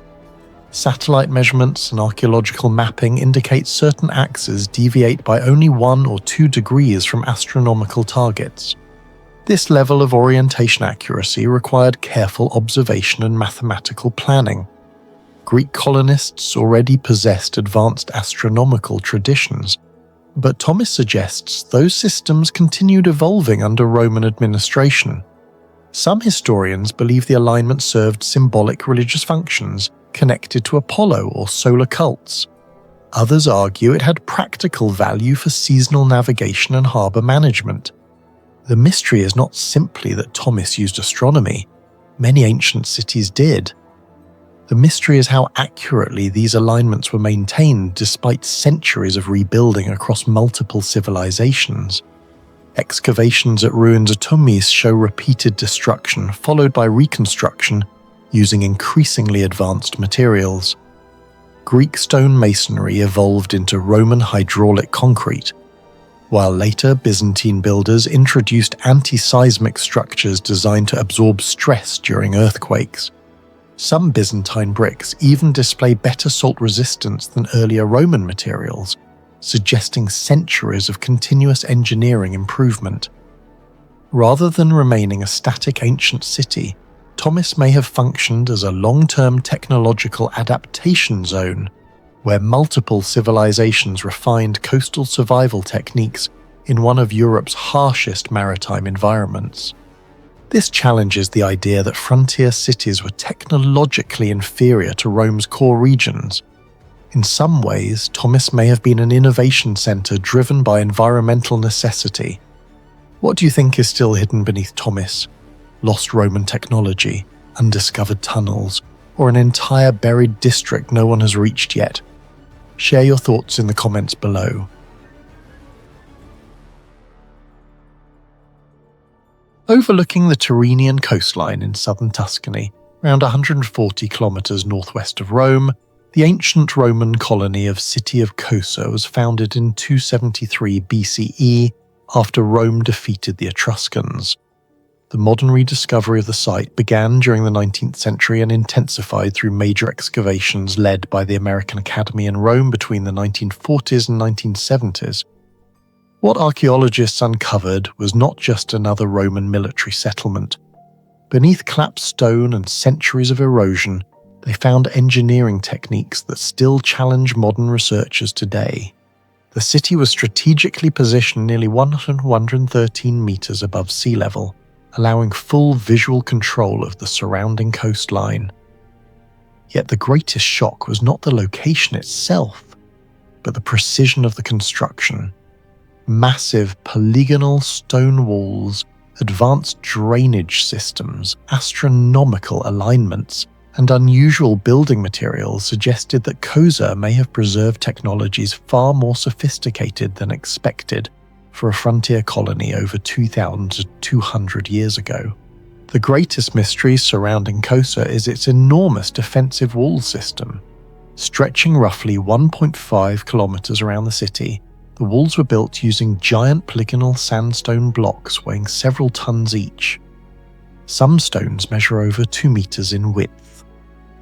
Unlike standard Roman masonry, these blocks were fitted together without mortar using irregular multi-sided cuts so precise that even modern tools struggle to reproduce them perfectly. This style is often called Cyclopean masonry, because ancient Greeks believed only mythical Cyclopes could have moved such stones. Similar techniques appear at Sacsayhuaman in Peru and at ancient Italian sites like Alatri, but the exact construction method remains debated. Modern engineers studying polygonal masonry discovered that irregular interlocking stones distribute seismic stress more efficiently than rectangular blocks. In earthquake simulations, polygonal walls absorb lateral movement better because pressure spreads across multiple angles instead of straight fracture lines. This may explain why parts of Cosa's walls still stand after more than 2 millennia of earthquakes, storms, and coastal erosion. The mystery deepens because mainstream Roman engineering usually favored squared stone blocks and concrete construction. Some researchers argue the walls may preserve an older Italic or pre-Roman technology later adopted by Roman builders. Others believe the Romans intentionally used polygonal construction because of the unstable geology near the coast. Either explanation suggests a level of engineering adaptation far beyond what is typically associated with Republican Rome. Cosa's builders appear to have understood structural stability in ways that resemble modern earthquake-resistant architecture. Geological surveys show that the city was carefully positioned on highly stable bedrock, while vulnerable slopes were reinforced with angled, retaining structures. The walls themselves lean slightly inward, creating a gravity-locking effect that increases resistance against collapse. This design is remarkably similar to modern passive seismic engineering principles. Today, earthquake-resistant structures often rely on force distribution, flexible load transfer, and gravity stabilization. Cosa seems to achieve several of these effects without steel reinforcement, advanced mathematics, or computerized analysis. Researchers comparing ancient seismic techniques found that polygonal walls can survive repeated tremors because the stones shift microscopically during earthquakes instead of cracking apart. This phenomenon has also been observed in Inca sites in Peru. where walls endured major seismic events that destroyed nearby colonial buildings centuries later. The survival of Kosa's defences is especially impressive considering the harsh marine environment. Salt-laden winds continuously erode exposed surfaces, yet many wall sections remain structurally intact. In some places, erosion patterns suggest the stones may have been selected specifically for mineral density and weather resistance. One of the least understood aspects of Kosa is its hydraulic infrastructure. The city sits on elevated terrain with limited natural freshwater access, yet excavations revealed an advanced network of underground cisterns, channels, reservoirs, and drainage tunnels. Roman engineers understood gravity-fed water systems extremely well, but Kosa demonstrates an unusual level of precision. Some underground channels maintain gradients of only a few degrees over long distances. If the angle were too steep, erosion would destroy the system. If too shallow, water flow would stop entirely. Researchers have compared the hydraulic accuracy of Kosa to famous Roman aqueduct systems such as Pont du Gard. The difference is that Kosa achieved similar efficiency on a difficult hilltop environment rather than across open terrain. The drainage system may also have served defensive purposes. Certain underground passages appear designed to rapidly redirect stormwater away from vulnerable structures during heavy Mediterranean rains. Some archaeologists even speculate that parts of the tunnel system could have doubled as emergency escape routes or protected storage chambers during sieges. Even more surprising, portions of the water infrastructure continued functioning long after the city declined.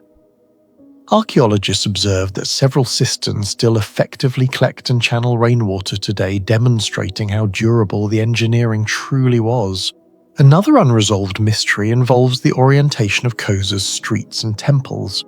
Studies of the urban grid suggest that parts of the city may align with solar events, particularly during solstices. At certain times of the year, sunlight enters temple areas at unusually precise angles. This is not entirely unique in ancient architecture. Egyptian temples at Abu Simbel and Maya, structures at Chichen Itza, famously incorporate astronomical alignments. However, Kosa was primarily a military colony rather than a ceremonial religious capital, making the precision harder to explain. The city's highest district, known as the Arcs, appears particularly important. Archaeologists believe its temples may have been positioned to track seasonal solar movements connected to agricultural or ritual calendars. Some alignments are accurate enough that researchers suspect deliberate astronomical planning rather than coincidence. Ancient Roman surveying techniques relied on instruments like the chroma for straight-line measurements, but achieving long-range solar alignment across uneven terrain required careful observation and mathematical understanding. The exact surveying methods used at Kosa remain uncertain. One of the most haunting discoveries at Kosa came from a structure archaeologists named the House of Skeletons. Inside, multiple human remains were found lying where the occupants apparently died. Unlike battlefields filled with weapon damage, the scene suggested a quieter and more mysterious collapse. No evidence indicates a major invasion destroyed the city. Historical records mention periods of piracy, political instability, and economic decline, but none fully explain the sudden abandonment patterns discovered in some districts. Some scholars believe disease outbreaks may have devastated the population. Others argue shifting Mediterranean trade routes slowly strangled the colony economically until residents abandoned it. Yet the skeletal remains imply at least part of the population may have been trapped during a sudden crisis. The mystery is intensified by the contrast between the city's durable infrastructure and its social disappearance. The engineering survived far longer than the civilization that maintained it. Kosa also preserves evidence of unusually durable Roman concrete and mortar mixtures. Laboratory analysis identified volcanic ash and pozzolanic compounds similar to those used in Roman harbour construction. When volcanic ash reacts with seawater and lime, it forms rare crystalline minerals that strengthen over time instead of weakening. Modern concrete typically degrades within 50 to 100 years under severe marine conditions. Some Roman marine structures have survived for over 2,000 years. Kossa appears to contain optimized versions of these mixtures adapted specifically for coastal weather exposure. Microscopic studies revealed mineral growth patterns inside the concrete that continue sealing internal fractures naturally. In other words, parts of the material may possess a primitive self-healing capability. This phenomenon has become a major area of modern engineering research because scientists hope to recreate similar, long-lasting, sustainable concrete today. The fact that ancient builders achieved such durability without industrial chemistry remains one of the greatest engineering mysteries of the ancient world.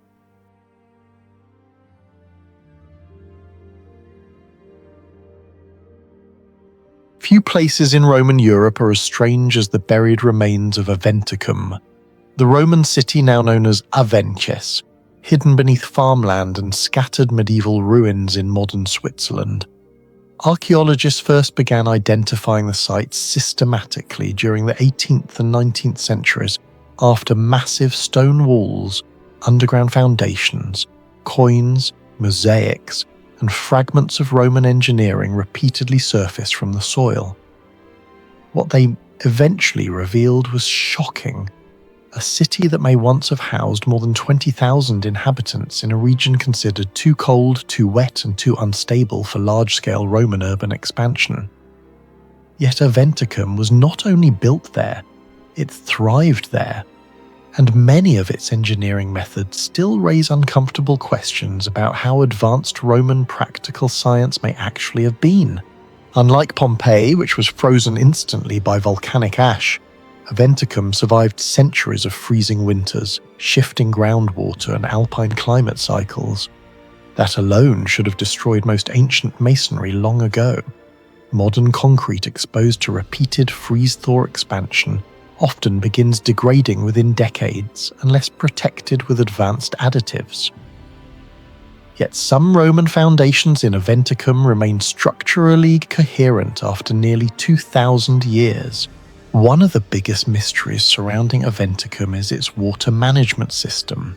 Excavations uncovered underground channels, lead piping, stone-lined conduits, pressure-regulating reservoirs and drainage systems extending beneath major districts of the city. Roman engineers are already famous for aqueducts, but Aventicum presents a far more difficult environment than southern Italy. Water pressure changes dramatically in alpine terrain, and freezing temperatures can rupture pipes with enormous force. Despite this, many channels were constructed with gradients so precise that modern surveys found deviations of only a few centimeters across long distances. That level of precision becomes difficult to explain when considering Roman surveying equipment. The Romans used tools such as the chorobates and groma for alignment, but maintaining hydraulic efficiency across kilometers without modern laser measurement would have required extraordinary calibration. Even small miscalculations would have caused sediment buildup, pressure instability, or destructive overflow. Some archaeologists believe Aventicum may have used primitive hydraulic balancing systems, similar in principle to modern surge regulation. Several buried basins appear positioned specifically to stabilize flow rates between elevation changes. If true, this would mean Roman engineers understood practical fluid dynamics far beyond what is traditionally attributed to the ancient world. The mystery deepens with the city's drainage infrastructure. Ground-penetrating radar surveys revealed networks of subterranean runoff tunnels designed to redirect excess groundwater away from public structures. Similar concepts are used in modern urban flood control systems. In some sectors, drainage layers beneath roads and buildings resemble contemporary geotechnical stabilization methods. This becomes even stranger when compared with many medieval European cities built more than 1,000 years later. Medieval settlements often suffered catastrophic sanitation failures, flooded streets and unstable foundations.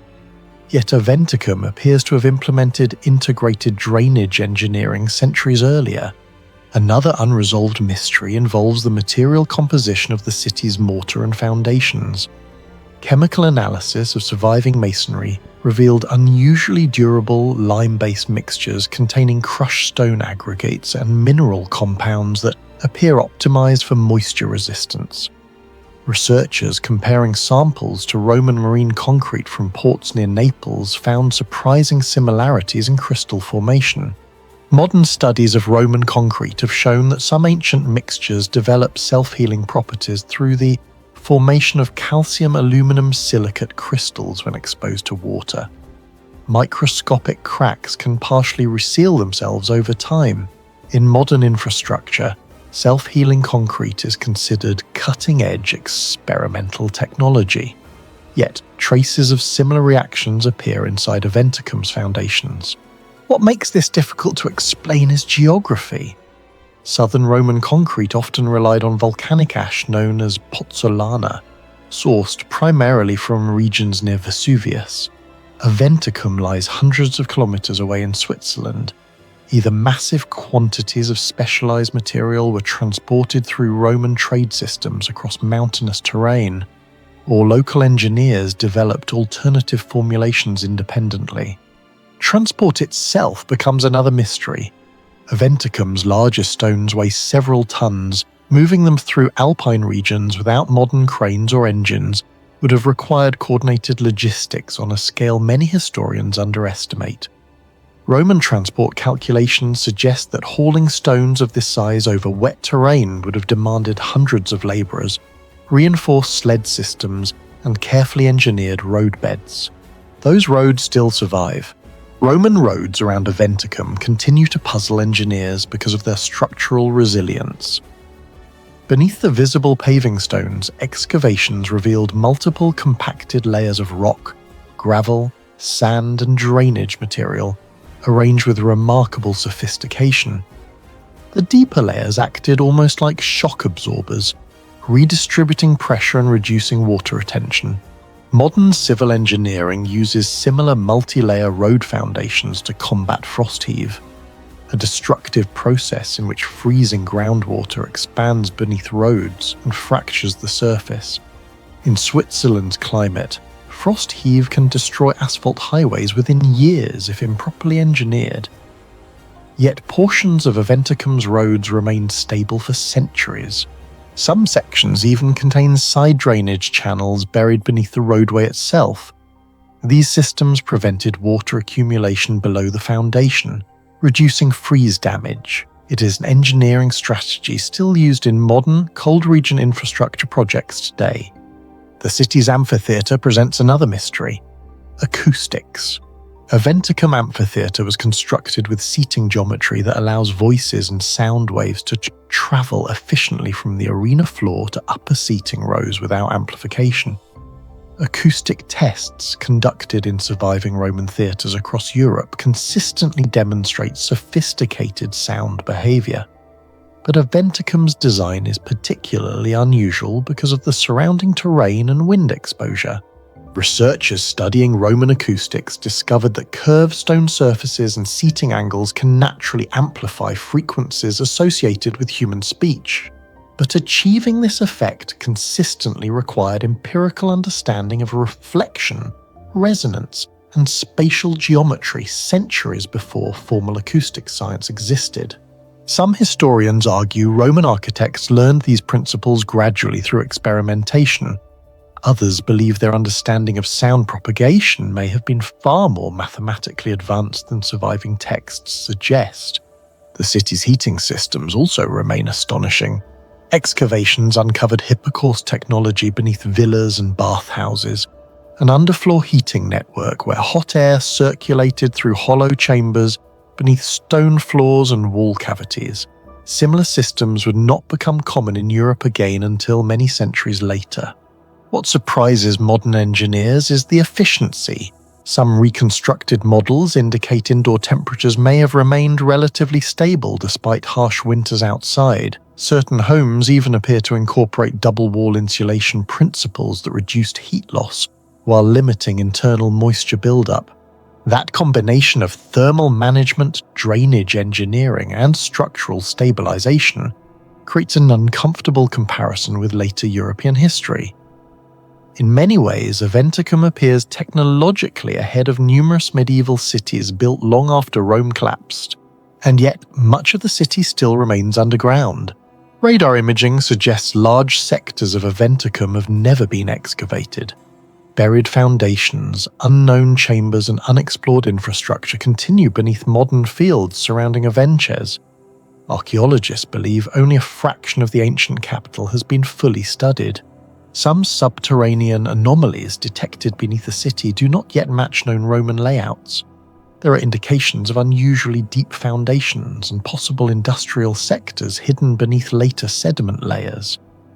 If future excavations confirm large-scale manufacturing zones, Aventicum may force historians to reconsider how industrialized some Roman provincial cities truly became.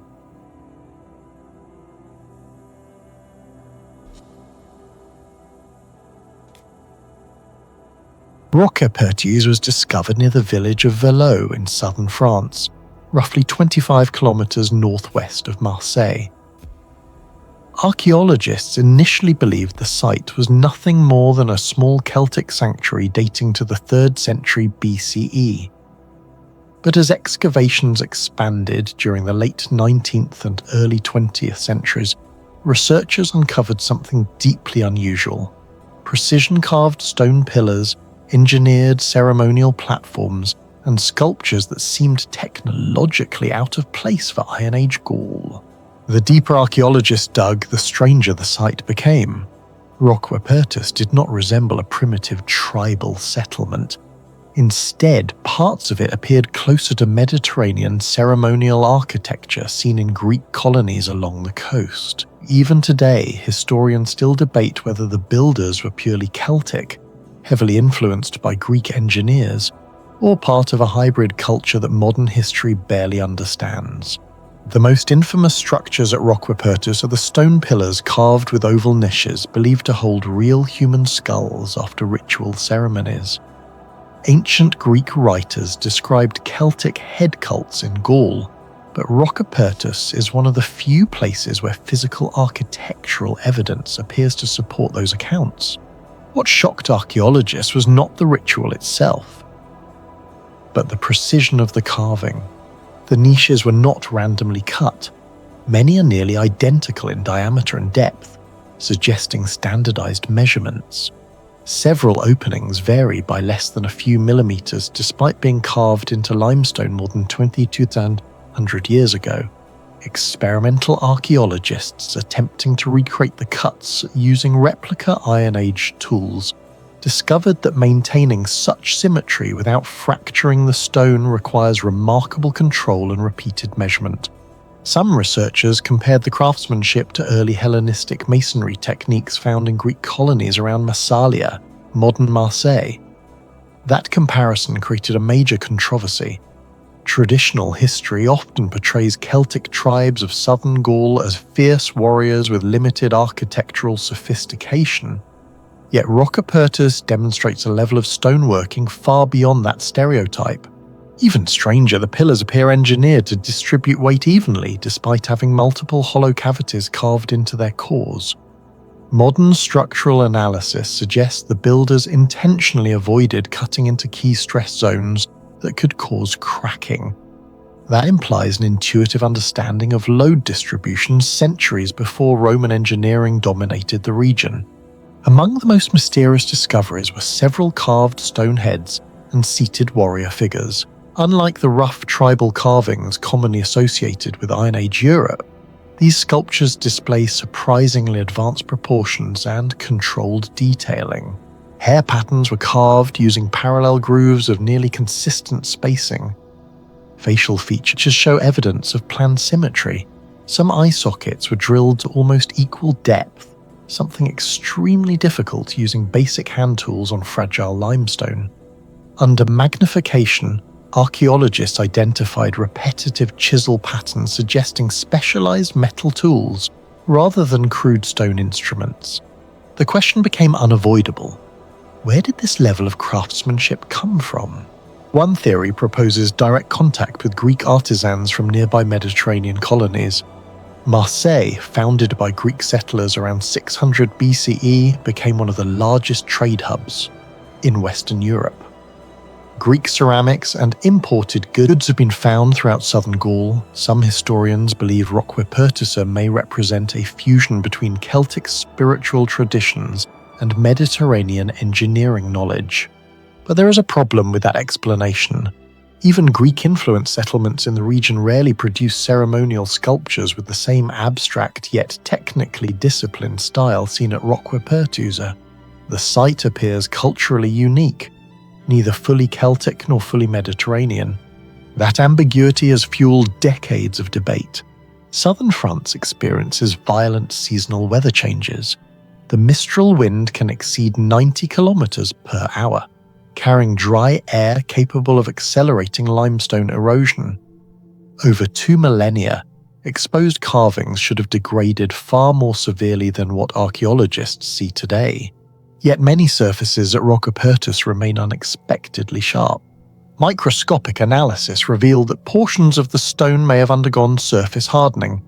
Some researchers suspect the limestone was treated with mineral-rich coatings or exposed to repeated heating processes that altered the outer crystalline structure. Others argue the preservation is simply geological luck, but comparisons with nearby Iron Age sites raise difficult questions. At many contemporary Celtic settlements across France and Central Europe, decorative carvings have eroded almost beyond recognition. Roquepertus, despite centuries of exposure, preserves structural edges and facial details at a much higher rate. If the builders understood methods for improving stone durability, that knowledge has been completely lost. One of the most debated elements of Roquepertus is its ceremonial gateway, a structure composed of heavy horizontal lintels supported by vertical pillars on unstable terrain. Modern reconstructions estimate some stone components weighed several tons, yet the sanctuary was built on uneven limestone foundations vulnerable to shifting and seasonal stress fractures. Normally, structures of this kind collapse quickly without advanced stabilization techniques, but Roquepertus survived for centuries before eventual destruction, likely during Roman expansion into southern Gaul around the 2nd century BCE. Engineers studying the ruins noticed something remarkable. The builders appear to have positioned the heaviest loads directly above naturally reinforced rock zones beneath the sanctuary. The arrangement reduced lateral pressure and distributed force vertically into the bedrock. This was not random construction. It suggests the builders understood principles of balance and compression at a surprisingly advanced level. Similar load management strategies would later appear in Roman arches and Greek ceremonial gateways, yet Roquepertus predates many comparable Western European examples. Some historians now argue that Iron Age Celtic engineering has been dramatically underestimated. Another mystery involves the orientation of the sanctuary itself. Several archaeologists observed that parts of the structure align unusually well with the summer solstice sunrise. During certain periods of the year, sunlight may have passed directly through ceremonial openings and illuminated central ritual areas. If intentional, this would place Roquepertusa among a global pattern of ancient ritual sites linked to astronomy, including Stonehenge in Britain, Nabta Playa in Egypt, and multiple Greek temple complexes aligned to solar events. However, proving astronomical intent is extremely difficult because much of Roquepertus was destroyed long ago. The surviving ruins are incomplete, leaving researchers divided. Still, the possibility remains unsettling. If Celtic builders in southern Gaul incorporated astronomical calculations into ritual architecture, their scientific understanding may have been far more sophisticated than ancient Roman writers ever acknowledged. Do you think Roquepertusa was simply a Celtic sanctuary, or evidence of a forgotten civilization far more advanced than history admits? Share your thoughts in the comments below.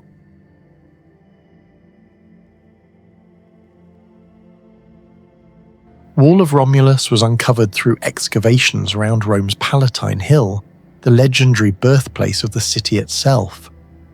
Archaeologists investigating layers beneath later Roman structures found sections of massive volcanic stone fortifications dating back to the 8th century BCE, the same era traditionally linked to Romulus. What shocked researchers was not only the age of the wall, but the sophistication hidden inside it. The structure appeared far too advanced for what historians once believed was merely a small tribal settlement beside the Tiber River. The surviving remains suggest an organized defensive barrier built with carefully fitted blocks of volcanic tuff, some weighing several hundred kilograms each. Carbon dating from surrounding organic material and ceramic fragments placed portions of the construction around 730–720 BCE.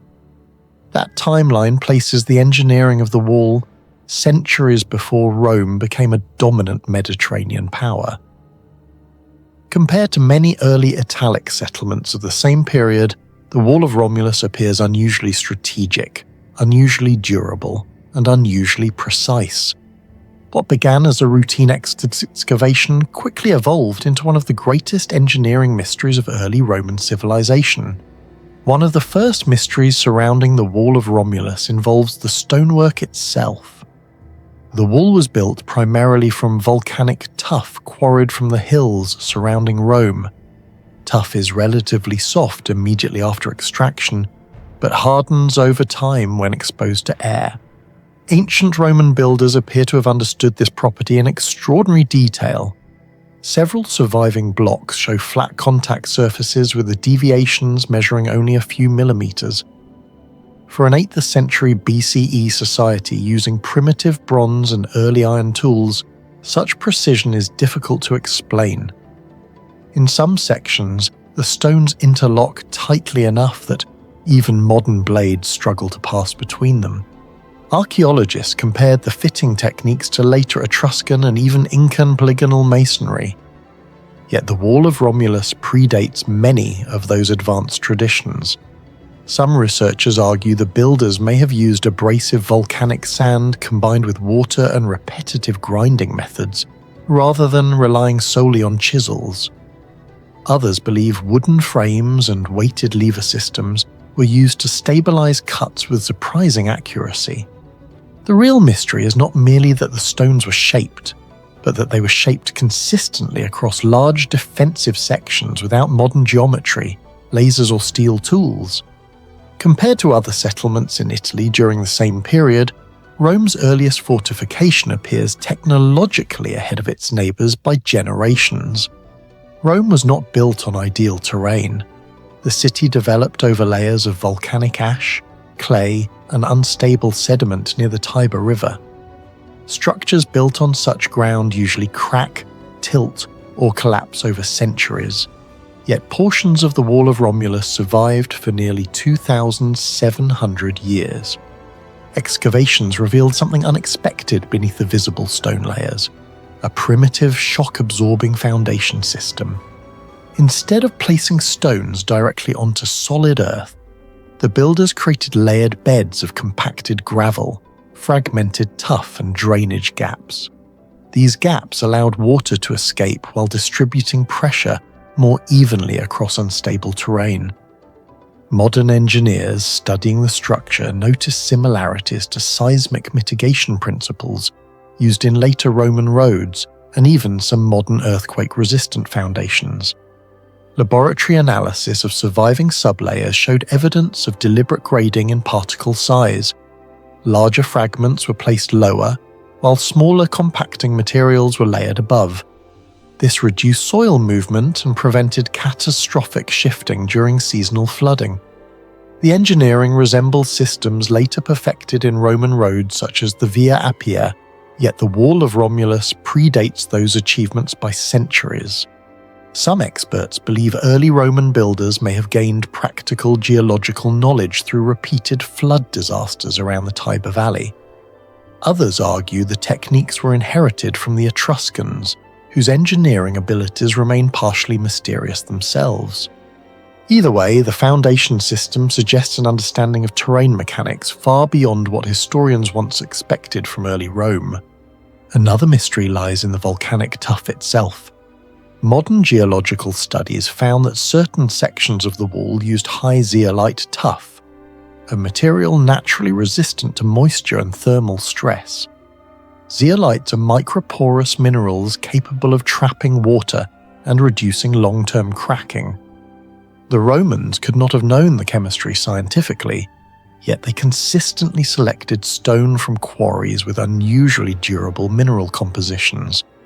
Over centuries, exposure to air triggered chemical hardening reactions within the volcanic material. Instead of weakening rapidly like ordinary sedimentary stone, some tuff blocks became denser over time. Researchers compared samples from the Wall of Romulus to stone used in later Roman structures such as the Servian Wall and portions of the Colosseum substructure. Surprisingly, some early blocks showed durability levels approaching those from much later imperial projects. This raises a disturbing possibility. The builders may have possessed generations of empirical geological knowledge long before formal Roman engineering manuals existed. Ancient workers may have tested quarry stone through observation over decades, identifying which material resisted water, heat, and erosion best. If true, Rome's earliest engineers were conducting primitive materials science centuries before the concept even existed.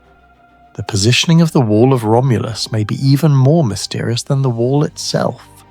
Rather than forming a simple circular barrier around houses, many sections follow elevated ridges around the Palatine Hill with carefully calculated sightlines.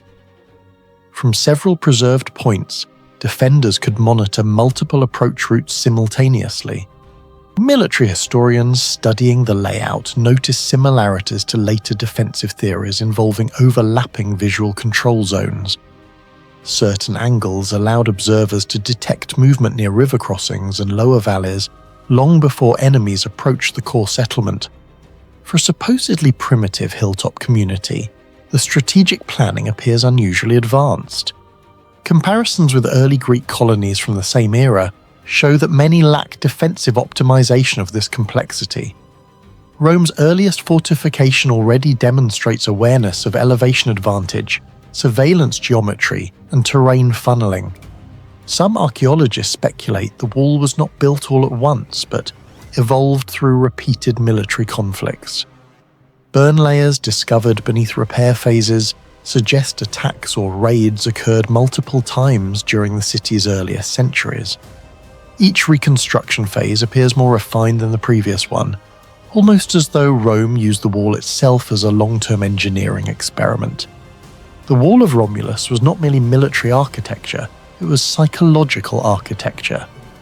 According to Roman tradition, the city boundary, called the Pomerium, possessed sacred power. Crossing it unlawfully was considered a direct attack against the city's divine order. Legend claims Romulus killed his brother Remus after he mocked the defensive boundary by leaping over it. Whether true or not, the story reveals something important. The wall functioned as both a physical and symbolic technology of control. Anthropologists comparing Rome with other ancient civilizations noticed that early Roman identity became deeply tied to protected boundaries. The wall separated civilization from chaos, citizen from outsider, sacred land from hostile territory. Unlike many Bronze Age settlements where walls served mainly defensive purposes, Rome transformed fortifications into instruments of political unity and religious authority. The engineering of the structure therefore cannot be separated from the engineering of belief itself. Excavations reveal repeated destruction and rebuilding at Wall of Romulus. Burn layers, cracked stones, and replacement masonry suggest the wall endured multiple disasters over centuries. But each reconstruction introduced better engineering. Later sections used stronger stone alignment, improved drainage, and thicker support bases, showing that Roman builders were refining techniques through experience and failure. Some methods seen in the earliest layers later vanished, only to reappear centuries afterward in advanced Roman military architecture. This suggests parts of early Roman engineering knowledge may have been lost or forgotten over time. The Wall of Romulus may therefore preserve some of the oldest experimental engineering techniques in Roman history. Do you think the Wall of Romulus was built using knowledge far ahead of its time? Or are we still underestimating how advanced ancient civilizations really were? Share your thoughts in the comments below.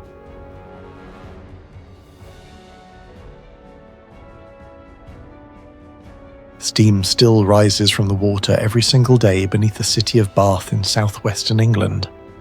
More than 2,000 years after Roman engineers first enclosed the spring with stone, the water continues to emerge from the earth at nearly 46 degrees Celsius, pushing over 1 million litres to the surface every day. Modern geothermal spas use electric pumps, pressure sensors, reinforced concrete, and computerized flow systems to maintain stable operation. The Roman baths used none of them, and yet the system survived. What makes the Roman baths extraordinary is not simply their age. It is the possibility that Roman engineers understood underground heat, mineral corrosion, structural pressure, airflow, and water control at a level historians once believed impossible for the ancient world. The site was built around a natural hot spring during the 1st century AD, shortly after the Roman conquest of Britain. Archaeologists believe Roman surveyors identified the spring because of constant steam rising through the marshlands of the River Avon Valley. Excavations beginning in the late 19th century uncovered massive submerged foundations, collapsed chambers, lead pipelines, and one of the most sophisticated thermal complexes ever discovered in the Roman Empire. But the deeper archaeologists dug, the stranger the engineering became. The first mystery is the spring itself. The hot water beneath Bath is created by an unusually deep geothermal cycle. Rainwater seeps underground through limestone faults and travels down nearly 3 to 5 kilometers beneath the surface. There, geothermal heat warms the water before underground pressure forces it upward through fractures in the rock. Modern hydrogeologists estimate this process can take thousands of years for a single drop of water to complete. What remains difficult to explain is how Roman engineers located the most stable pressure zone without modern geological tools. If the retaining walls had been placed incorrectly, sediment could have blocked the spring, pressure could have collapsed the chambers, or temperature fluctuations could have destabilized the entire system. Instead, the Romans constructed a reservoir lined with massive lead sheets and stone blocks, capable of containing constant thermal expansion for centuries. Even today, engineers studying geothermal systems compare Bath to passive thermal regulation used in modern spa infrastructure. The second mystery involves the materials. The water flowing through the Roman baths is rich in dissolved minerals including calcium sulfate, sodium chloride, and magnesium compounds. Under modern conditions, mineral-rich thermal water rapidly destroys pipes and concrete through scaling and chemical corrosion. Many modern geothermal facilities require continuous maintenance to prevent mineral buildup from choking entire systems. Yet large portions of the Roman baths survived nearly 2 millennia. Scientists analyzing Roman mortar discovered that the builders used mixtures containing lime, crushed brick, and volcanic ash in carefully balanced proportions. These mixtures created pozzolanic reactions, chemical processes that continue strengthening the concrete when exposed to water. In some microscopic studies, Roman concrete exposed to seawater or thermal water actually became more chemically stable over time. This directly contrasts with modern Portland cement, which often weakens after prolonged exposure to hot mineral-rich water.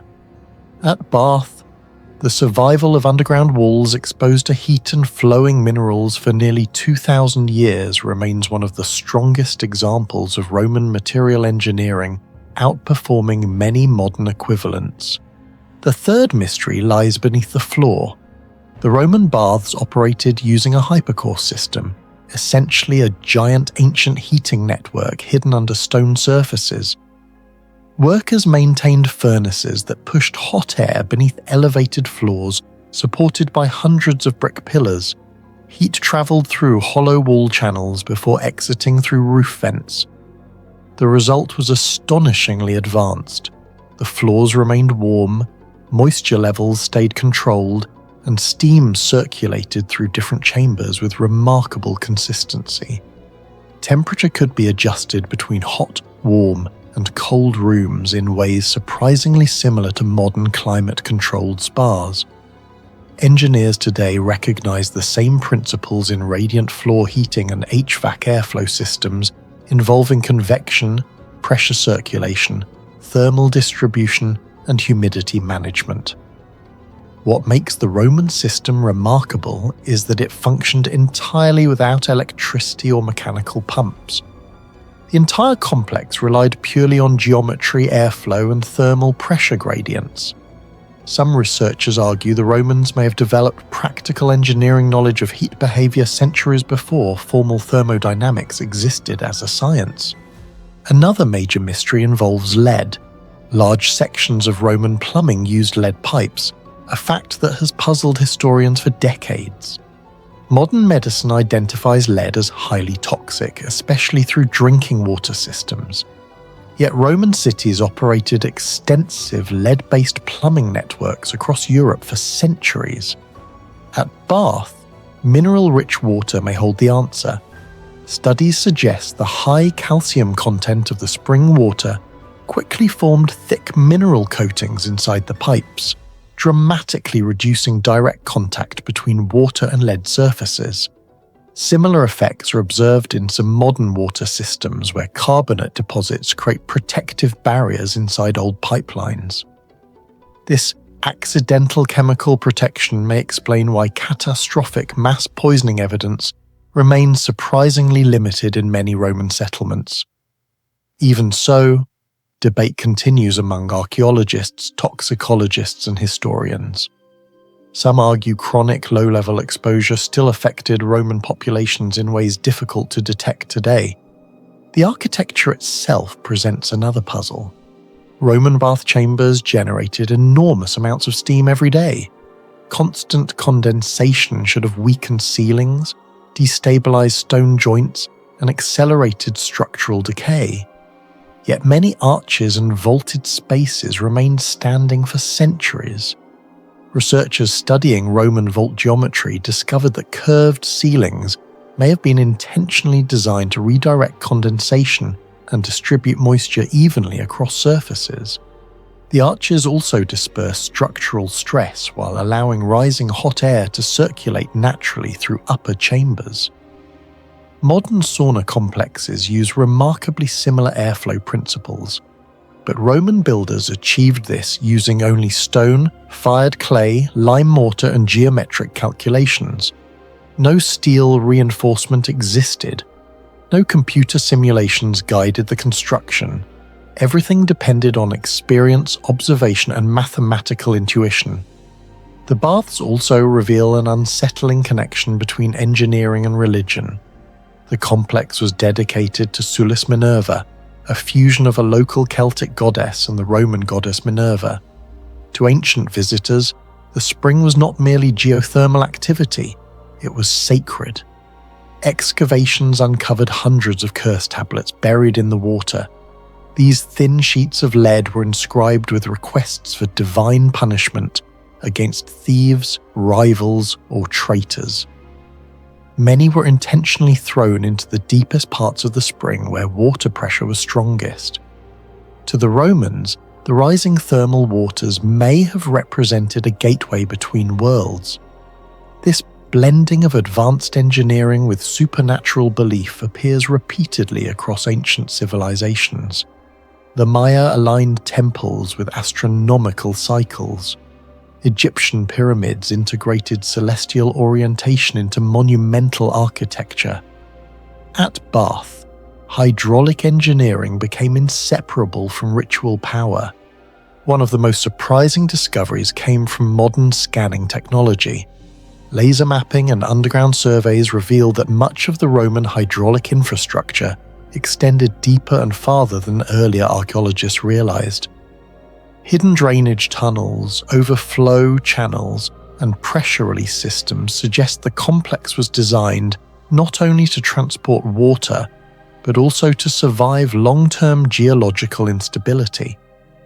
This level of planning resembles modern civil engineering far more than traditional ancient construction. Comparisons with other Roman sites only deepen the mystery. At Pompeii Archaeological Park, volcanic ash preserved water systems capable of regulating fountains and baths across an entire city. At Aqueduct of Segovia, stone arches transported water over 15 kilometers without mortar. At Chedworth Roman Villa, Hippocaust systems maintained heated floors through British winters nearly 2,000 years ago. But Bath combined all of these technologies together: geothermal extraction, thermal regulation, hydraulic engineering, structural moisture control, and mineral-resistant construction. Few ancient sites demonstrate such an integrated understanding of environmental engineering.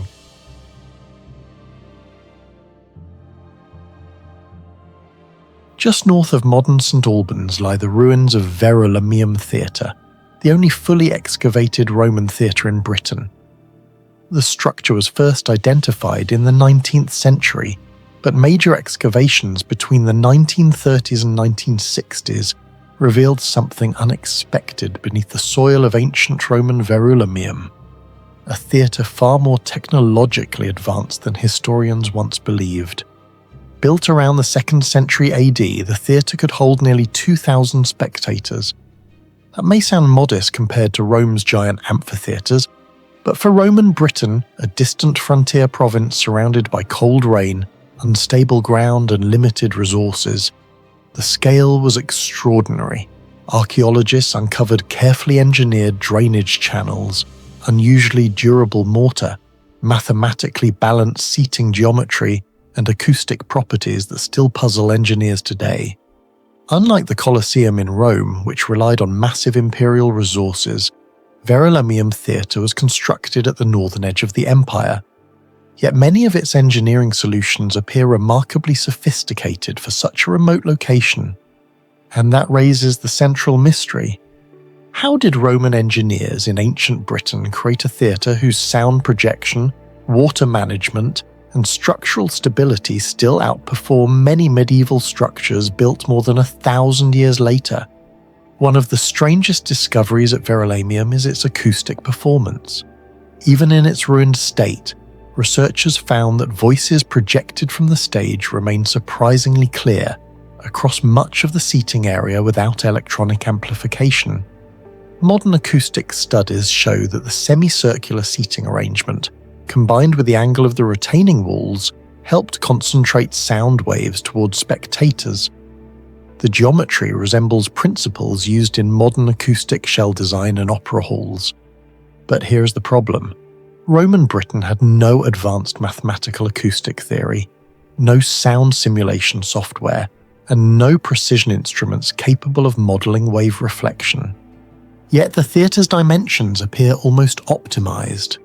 The seating slope is steep enough to prevent major sound loss while still maintaining visibility. The curved orchestra area reduces echo distortion. Even the wall placement may have acted as a primitive resonance chamber. Comparisons with other Roman theatres reveal something unusual. Many larger theatres across Europe lost acoustic efficiency due to later reconstruction or poor local materials. Verulamium, despite being smaller and built in wetter conditions, achieved remarkable clarity. Some researchers believe Roman architects inherited acoustic knowledge from Greek theatre builders, but others argue that Verulamium demonstrates practical engineering experimentation far beyond what written Roman texts describe. Even today, archaeologists cannot fully explain how builders achieve such precision using only manual surveying tools. Britain's climate is destructive to ancient masonry. Freeze-thaw cycles crack stone. Rainwater weakens mortar. Ground moisture destabilizes foundations. Yet large portions of Verulamium theatre survived nearly 1,800 years. Why?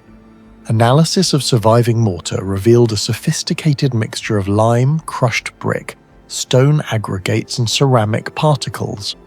Under microscopic examination, some samples showed signs of pozzolanic chemical reactions, the same process responsible for the legendary durability of Roman concrete. The mystery is that Britain lacked the volcanic ash commonly used in Italy to create true Roman hydraulic concrete. So how did builders replicate similar properties?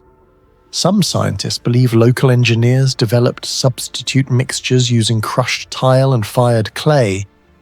When combined with lime, these materials may have created calcium aluminum silicate compounds capable of resisting moisture damage.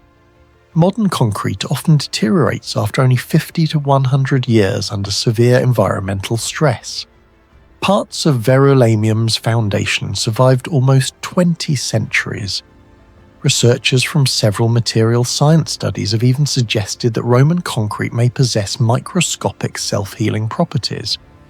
When cracks formed, mineral reactions inside the mortar slowly sealed them over time. If true, Roman engineers in Britain may have unknowingly produced a long-lasting material technology centuries ahead of medieval Europe. Perhaps the greatest engineering mystery lies underground.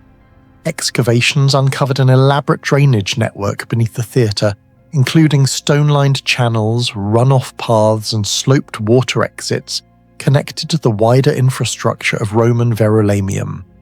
This system was essential because the theatre stood in a region with heavy rainfall and waterlogged soil. Without drainage, the seating foundation should have collapsed centuries ago. Instead, much of the structure remained stable. Engineers studying the site noticed that water flow appears carefully controlled through gravity gradients. The channels were angled precisely enough to prevent stagnant water accumulation, while reducing erosion pressure against the foundations. Some stones inside the drainage tunnels were fitted so tightly that very little mortar was needed. Similar techniques appear in Roman aqueduct systems across southern Europe.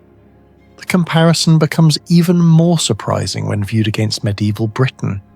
Many medieval stone buildings suffered severe subsidence due to poor drainage understanding.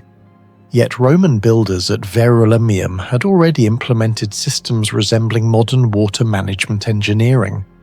No surviving Roman text fully explains how provincial engineers designed such effective underground infrastructure in hostile northern climates. At first glance, Verulamium appears to be a simple performance venue, but excavations revealed unusual backstage chambers, narrow corridors, concealed entryways, and reinforced substructures beneath the stage. Some archaeologists now suspect the theatre was designed for mechanical stage effects. Roman writers describe devices capable of lifting actors onto stages, creating sudden appearances, and simulating divine interventions during performances. In Mediterranean cities, such machinery was relatively common, but finding possible evidence of similar technology in Britain shocked historians. Certain foundation sections at Verulamium are thicker than structurally necessary. Some corridors seem positioned specifically for hidden movement behind performances. Small enclosed rooms may have housed counterweight systems or ritual equipment. If these interpretations are correct, then Roman Britain possessed far more advanced theatrical engineering than previously assumed. This also changes how historians view frontier provinces. Instead of isolated outposts struggling for survival, cities like Verulamium may have been technologically connected to the core of the empire through highly organized engineering networks. One of the most difficult questions concerns construction logistics. Archaeologists estimate that thousands of tons of stone, brick, timber and earth were transported and assembled during the theatre's development phases. Yet despite manual labor and primitive transport systems, the structure maintained remarkable geometric consistency. Brick dimensions remain highly standardized. Seating curvature follows smooth mathematical arcs. Foundation alignment stayed accurate across multiple expansion phases. Roman surveyors likely used groma instruments measuring rods, plumb lines, and astronomical alignment methods. But many researchers argue those tools alone should not have produced such consistency at this scale. Comparisons with later medieval theatres reveal an uncomfortable reality. In some engineering aspects, Roman construction quality in Britain was not matched again for centuries. This suggests Roman organisational systems may have been just as important as their materials technology. Labour coordination, modular construction methods, and standardised measurements allowed complex projects to be replicated across vast distances. Verulamium was not merely a local theatre. It may have been part of a giant technological system spreading Roman engineering knowledge across an empire stretching over 5 million square kilometres. Do you think Verulamium theatre was simply abandoned by time, or deliberately buried to erase part of Rome's forgotten past? Share your theory in the comments below. Southern Tuscany, about 8 kilometres from modern Grosseto, Italy, is home to the ruins of Rucellai, first systematically identified in the 19th century after archaeologists uncovered massive stone walls buried beneath vegetation and farmland. What initially appeared to be ordinary Etruscan ruins quickly became one of the most controversial engineering mysteries in ancient Italy. The deeper excavations went, the stranger Rucellai became. Enormous polygonal walls weighing several tons each surrounded the city for more than 3 kilometres. Underground drainage tunnels still functioned after over 2,500 years. Foundations appeared unusually resistant to seismic activity. Even Roman builders who later occupied the city reused many of the earlier Etruscan structures instead of replacing them. Today, Rucellai is often compared to ancient megalithic sites such as Sacsayhuaman, Mycenae, and Machu Picchu because of one disturbing question. How could a civilization with relatively primitive tools create structures this advanced so early in history? The most famous mystery of Rucellai is its gigantic cyclopean wall system. Some sections still stand more than 7 meters high, built from irregular limestone blocks weighing between 5 and 12 tons.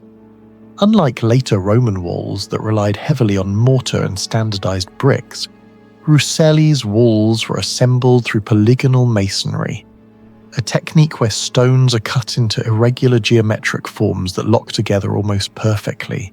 Archaeologists measured gaps between some stones at less than 2 millimeters. Even modern masonry projects using steel tools often struggle to achieve this level of precision on irregular rock surfaces. The question is not simply how the stones were moved, but how they were shaped so accurately without advanced cutting equipment. Researchers believe the walls date primarily to the 6th century BCE, centuries before Roman engineering reached its peak. At that time, iron tools in Etruria were still relatively basic, yet many blocks at Rucellai show unusually smooth contact surfaces, suggesting abrasion methods more sophisticated than simple hammering. Some engineers comparing Rucellai to the walls of Sacsayhuaman in Peru noticed a similar phenomenon. Interlocking irregular stones distribute force more efficiently during earthquakes. Computer simulations conducted on polygonal masonry structures show they can absorb seismic stress significantly better than rigid rectangular block systems. In some cases, force dispersion improves by over 20% compared to conventional stacked masonry. That may explain why major sections of Rucellai's walls survived more than 2 millennia of environmental erosion and repeated seismic activity in central Italy. One of the most controversial theories surrounding Rucellai is that the Etruscans may have understood primitive anti-seismic engineering centuries before Roman architects documented similar principles. The walls do not follow perfectly vertical geometry. Instead, many stones are slightly angled inward, while others create pressure-locking patterns that stabilize neighboring blocks. During earthquakes, rigid walls tend to crack because energy concentrates along straight fracture lines. Polygonal systems behave differently. stress travels across multiple irregular contact points, reducing catastrophic collapse. Modern Japanese earthquake engineering uses comparable concepts in certain interlocking foundation systems. Although the technologies are entirely different, the structural logic is surprisingly similar. What confuses archaeologists is the apparent consistency of the technique across large sections of Ruscelli. This was not random stacking. It required planning, stone selection, geometric understanding, and extremely accurate shaping. Laser analysis on several blocks revealed cut angles surprisingly consistent across different construction phases. Some researchers speculate that Etruscan builders may have used abrasive sands containing quartz crystals to polish contact surfaces. Quartz ranks 7 on the Mohs hardness scale, harder than many metals available in antiquity. When combined with water and repetitive grinding, it could theoretically produce far smoother cuts than simple chiseling alone. No direct written explanation survives from the Etruscans themselves. Their engineering methods remain largely undocumented, making Ruscelli even more mysterious. Beneath the visible ruins lies another puzzle, an underground hydraulic network designed with remarkable precision. Ruscelli was built on elevated terrain vulnerable to erosion during heavy rainfall.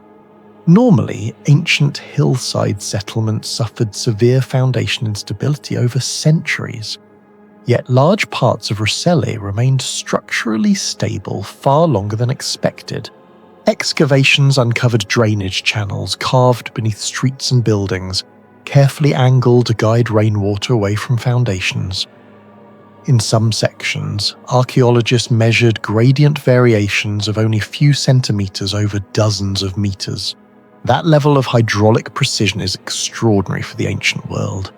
Even a small error in slope would have caused stagnation or destructive overflow. The Romans later became famous for aqueducts and water management systems, but many historians believe they inherited substantial engineering knowledge from the Etruscans. Ruscelli may represent one of the earliest large-scale experiments in urban hydraulic control in Italy. Some channels still drain water effectively today after more than 20,500 years underground. Another mystery involves the unusual preservation of Ruscelli's masonry. Limestone normally degrades significantly under long-term exposure to rain, temperature shifts, and biological growth. Tuscany's climate includes moisture fluctuations capable of accelerating stone decay, yet portions of Ruscelli's walls remain structurally intact despite over 2 millennia of weather exposure. Some researchers believe the answer lies partly in the precision of the masonry itself. Tight-fitting stones reduce water infiltration, preventing freeze-thaw cracking that destroys many ancient walls. Others suggest the builders deliberately selected unusually dense limestone with low porosity. Microscopic analysis of some surfaces also revealed signs of repeated polishing or finishing that may have reduced weather penetration. Similar preservation mysteries appear at sites like Alatri and Delphi, where polygonal walls survived far better than nearby conventional masonry. The durability becomes even stranger when compared to many medieval structures in the same region that deteriorated much faster despite being built over 1,000 years later. Ruscelli later developed into a Roman city, and one of its most famous surviving structures is the theatre constructed partly atop older Etruscan foundations. Acoustic studies conducted in ancient theatres across the Mediterranean repeatedly show unexpectedly advanced sound engineering. Ruscelli is no exception. Even with partial collapse, voices spoken at normal volume near the stage remain audible from upper seating areas. Researchers studying classical acoustics discovered that the curved seating geometry and limestone surfaces naturally amplify certain speech frequencies between roughly 500 and 2000 Hz, precisely the range most important for human vocal clarity. The slope angle of the theatre also appears carefully optimized. If the incline were too shallow, sound would dissipate. Too steep, and echoes would distort speech intelligibility. Modern theatres often require digital acoustic modeling to achieve similar clarity. Yet ancient engineers managed it using only geometry and material behavior. Whether this knowledge came from empirical experimentation or deeper mathematical understanding remains unknown. Perhaps the strangest aspect of Rusella is that Roman builders reused large portions of the earlier Etruscan city rather than demolishing it completely. The Romans were famous for rebuilding conquered cities according to their own urban standards. Yet at Ruselle, they incorporated existing foundations, roads, and defensive structures into later construction phases. This suggests the earlier engineering was already considered highly reliable. Archaeological surveys indicate that some Roman structures were positioned specifically to exploit the stability of older Etruscan foundations. In several locations, Roman walls directly connect into much older polygonal masonry because replacing it would have been less practical than reusing it. That creates a disturbing possibility. Parts of Ruselle's engineering may have surpassed what later Roman builders could easily replicate. Do you think the builders of Ruselle discovered engineering principles that were lost for thousands of years? Share your theory in the comments below. An enormous artificial hill rises above the medieval city of York, England, a mound first constructed by the Normans shortly after 1068. Archaeologists believe the original wooden fortress on the site was ordered by William the Conqueror during the rapid Norman occupation of northern England. After repeated fires and structural failures, the wooden keep was replaced in the 13th century by the massive stone tower that still survives today under King Henry III. Excavations across the mound revealed layers of burned timber, collapsed earthworks, medieval drainage systems, and evidence that the hill itself had been engineered with surprising sophistication. Yet the deeper researchers studied the structure, the stranger it became. Clifford's Tower was not simply another medieval fortress. Many of its engineering choices appear unusually advanced, even when compared with larger castles built centuries later. Most Norman keeps followed simple geometric designs. Castles such as the White Tower in London used square layouts because they were easier to construct and easier to reinforce, while circular towers later became common because they distributed stress more evenly and resisted siege weapons more effectively. Clifford's Tower did neither. Instead, its builders created a rare quatrefoil design, 4 overlapping circular lobes forming a clover-like structure. Very few military buildings in medieval Europe used this layout because it was far more difficult to engineer. And even today, historians debate why the designers chose such a strange shape for a defensive tower. Modern structural simulations suggest the design may have unintentionally solved several major engineering problems at once. The curved lobes distribute weight outward instead of concentrating pressure in sharp corners, reducing localized stress fractures compared with square Norman keeps. Some modern engineers comparing medieval fortifications estimate the shape could reduce impact concentration from siege projectiles by more than 20% compared with flat wall structures of similar thickness. The design also created overlapping defensive sightlines, allowing archers positioned inside the tower to observe nearly every approach angle without exposing themselves as easily as defenders in rectangular keeps. Similar principles would not become common in European military architecture until centuries later, with the star forts of the Renaissance. What makes the mystery even deeper is that medieval builders had no formal understanding of stress analysis, load transfer mathematics, or modern geometry. Yet Clifford's Tower behaves like a structure intentionally optimized for them. Some researchers believe the design may represent practical engineering knowledge accumulated through generations of builders rather than theoretical science, while others argue it may simply be a brilliant accident. Either explanation remains unsettling. The tower sits on top of a massive motte, a man-made hill composed of earth, clay, gravel, and compacted debris. Medieval records suggest the mound may originally have risen over 20 meters high and contained tens of thousands of cubic meters of imported soil. Normally, this would be disastrous for heavy stone construction, because artificial earthworks are unstable and settle unevenly over time, especially under concentrated loads.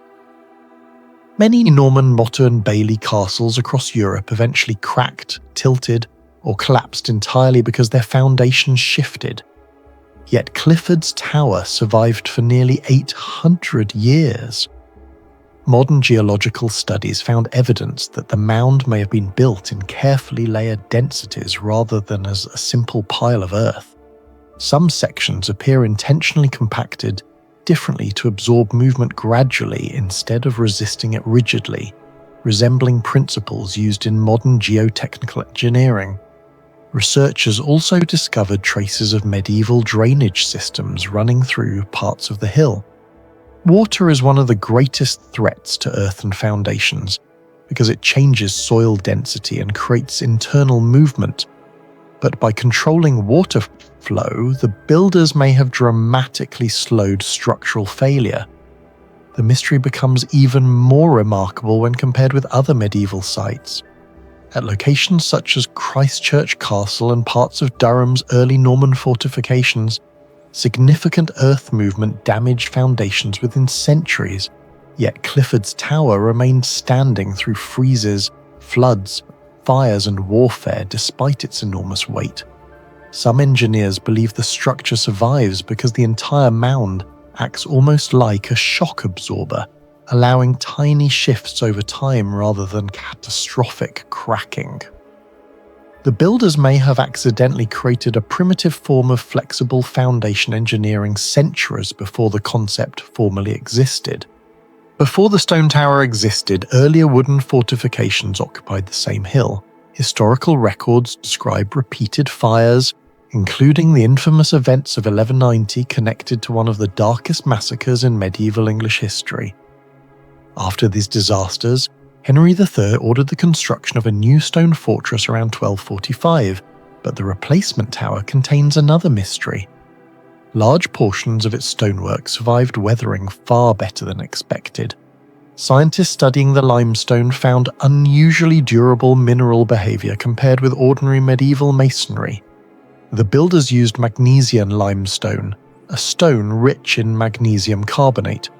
When combined with lime mortar, microscopic mineral interactions gradually formed tighter crystalline bonding over centuries. In some samples, researchers observed secondary mineralization, where dissolved compounds slowly recrystallized inside cracks, partially strengthening damaged areas naturally. In simple terms, parts of the tower may have slowly healed themselves over time. This phenomenon resembles limited self-sealing behavior observed in some Roman concrete structures exposed to seawater. While Clifford's Tower does not use Roman concrete technology, the comparison shocked researchers because both systems demonstrate unexpected long-term chemical resilience. The tower also endured extreme thermal stress. Northern England experiences constant moisture cycles, winter freezes and salt crystallization, conditions that normally destroy medieval stone rapidly. Yet portions of Clifford's Tower remained structurally stable after nearly 8 centuries. Some sections show erosion rates significantly lower than expected for exposed medieval limestone, and no one fully understands why.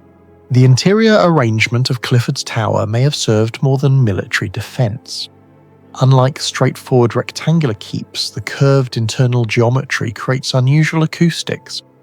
Modern sound experiments inside the surviving chamber revealed that footsteps, voices, and metal impacts echo unpredictably across the circular lobes, meaning attackers entering the tower may have struggled to determine where defenders were positioned.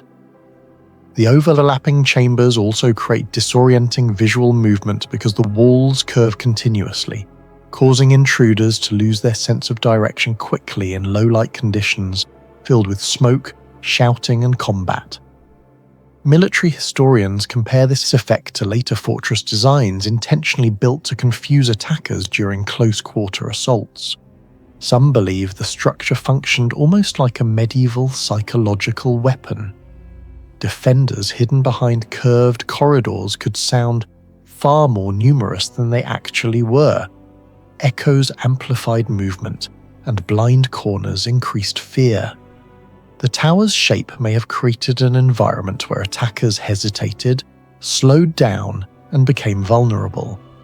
Whether medieval builders consciously understood these effects remains unknown, but the tower behaves as though they did.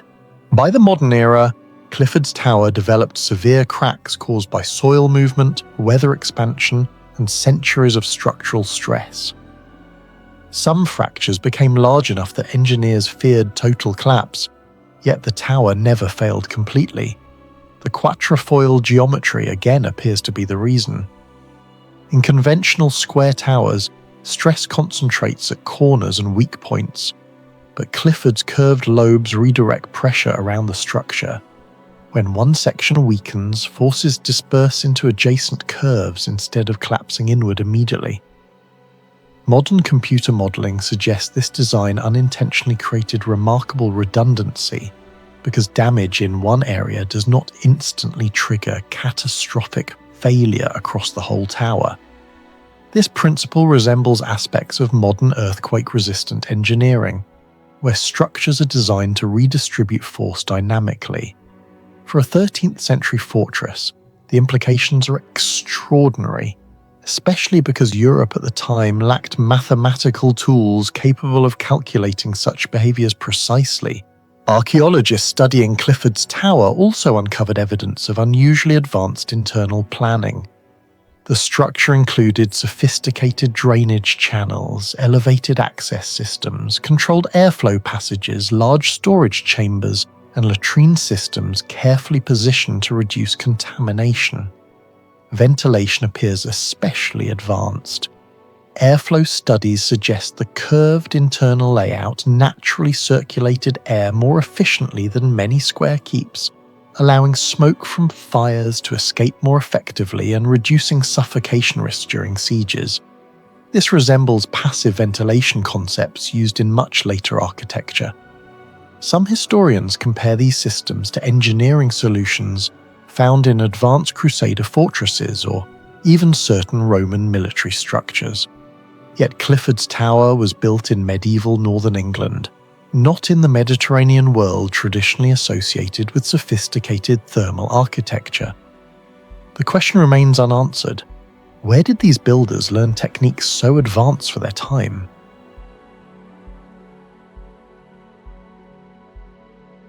Clunia was discovered across the windswept plateau of northern Spain, nearly 1,000 meters above sea level, where Roman ruins emerged from layers of limestone and buried tunnels. Archaeologists first began serious excavations in the early 20th century after scattered inscriptions, collapsed galleries, and enormous carved stone structures were identified beneath farmland near Burgos. What they uncovered shocked historians. Clunia was not a small provincial settlement. At its peak during the 1st and 2nd centuries AD, the city may have supported more than 30,000 inhabitants, making it one of the largest Roman urban centres in Hispania. Yet the region surrounding it had limited natural water sources, harsh winters, and unstable rocky terrain. The existence of a massive city here immediately raised a question that still has no complete answer. How did Roman engineers sustain a metropolis of this scale in such an unforgiving location? The greatest mystery of Clunia lies beneath the surface. Hidden under the city is a gigantic hydraulic network carved directly into limestone bedrock. Massive cisterns, underground reservoirs, drainage shafts, and water tunnels stretch for kilometers beneath the plateau. Modern surveys show that some channels maintain gradients accurate to only a few millimeters per meter, precise enough to keep water flowing continuously without damaging the walls through erosion. For comparison, maintaining stable water gradients is one of the most difficult challenges in pre-industrial engineering. Even slight miscalculations can cause stagnation or destructive flooding. Roman aqueducts like those at Pont du Gard achieved average slopes of around 34 centimeters per kilometer. Some tunnels beneath Clunia appear comparably precise despite being cut through solid underground rock with limited visibility. Researchers remain divided over how Roman surveyors achieved this level of accuracy. Traditional explanations involve water levels, plumb lines, and manual geometry. However, some archaeologists argue that the complexity of Clunia's underground design suggests generations of accumulated engineering knowledge far beyond what most ancient provincial cities should have possessed. Even more mysterious is the city's water storage capacity. Estimates suggest the underground reservoirs could store millions of litres of water simultaneously. In a region vulnerable to seasonal drought, Clunia may have functioned almost like a self-contained survival system capable of resisting long-term sieges or climate instability.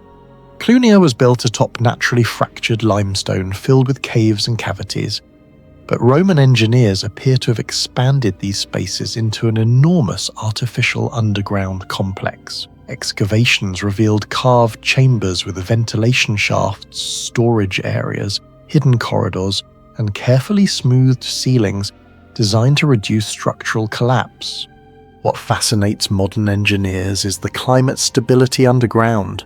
Temperature readings inside some chambers remain relatively constant throughout the year despite extreme seasonal differences outside. Humidity levels are also surprisingly controlled. This has led researchers to compare Clunia's underground spaces to passive cooling systems found in ancient Persian architecture, particularly the wind-catching ventilation systems used in desert cities thousands of kilometers away.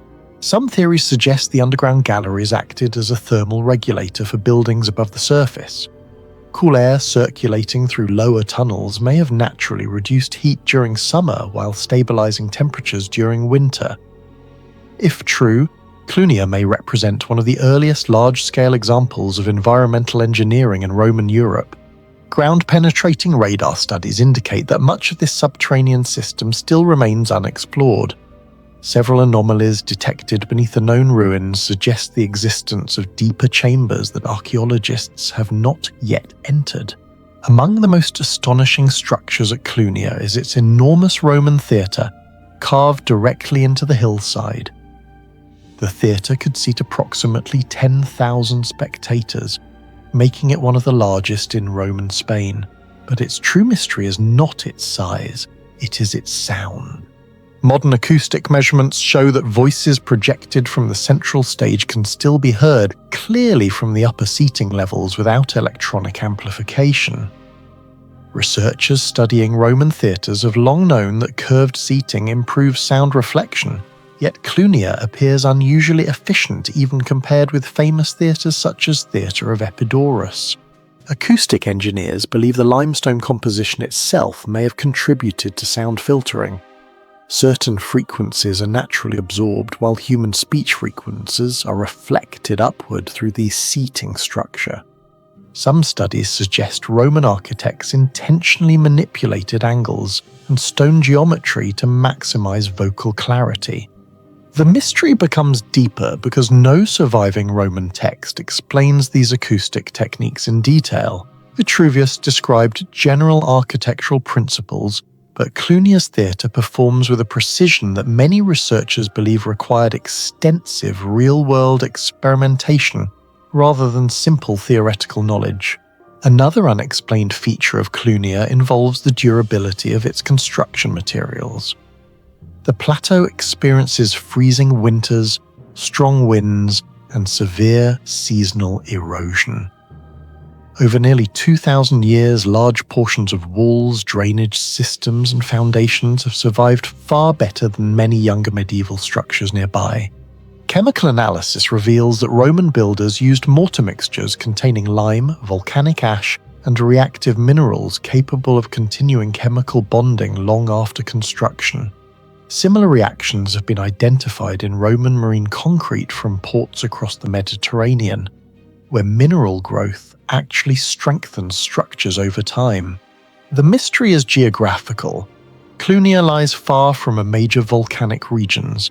Transporting large quantities of volcanic material across Roman Spain would have required a sophisticated logistical network involving roads, carts, labourers, and supply coordination on a massive scale. Some researchers estimate that certain Roman construction projects moved thousands of tons of material across hundreds of kilometers. This level of infrastructure management resembles the organizational complexity of early industrial states, more than what many people associate with the ancient world. Several streets and ceremonial structures inside Clunia do not align naturally with the terrain. Instead, their orientation appears connected to solar movement during specific times of the year. During summer solstice sunrise, light can pass through particular corridors and illuminate parts of the city with remarkable precision. This phenomenon has led archaeologists to compare Clunia with sites such as Chaco Canyon and Machu Picchu, where architecture appears intentionally synchronized with celestial cycles. Some historians argue these alignments were symbolic rather than scientific. Others believe Roman engineers integrated astronomy directly into urban planning to reinforce imperial ideology, religious ritual, or seasonal timekeeping. Satellite analysis has also revealed geometric relationships between roads, gates, and elevated structures that may indicate long-distance surveying methods. Achieving such alignment without modern instruments remains one of the enduring puzzles of ancient engineering. Despite more than a century of excavation, large sections of Clunia remain buried. Modern radar scanning has identified rectangular anomalies, deep corridors, and enclosed voids beneath areas that have never been opened.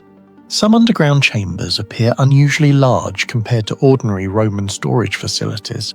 Their purpose remains unknown. Speculation ranges from hidden archives and ceremonial chambers to emergency shelters or military infrastructure. What makes Clunia especially mysterious is the absence of detailed written explanations. Roman records mention the city politically, but almost nothing survives describing the advanced underground engineering beneath it. In other words, one of the most technologically sophisticated Roman cities may have left behind almost no surviving technical documentation. That absence creates a disturbing possibility. Some Roman engineering knowledge may have been practical, local, and transmitted directly between specialists rather than systematically recorded. Do you think Clunia was simply an advanced Roman city, or evidence that some ancient engineering knowledge has been completely lost to history? Share your thoughts in the comments below.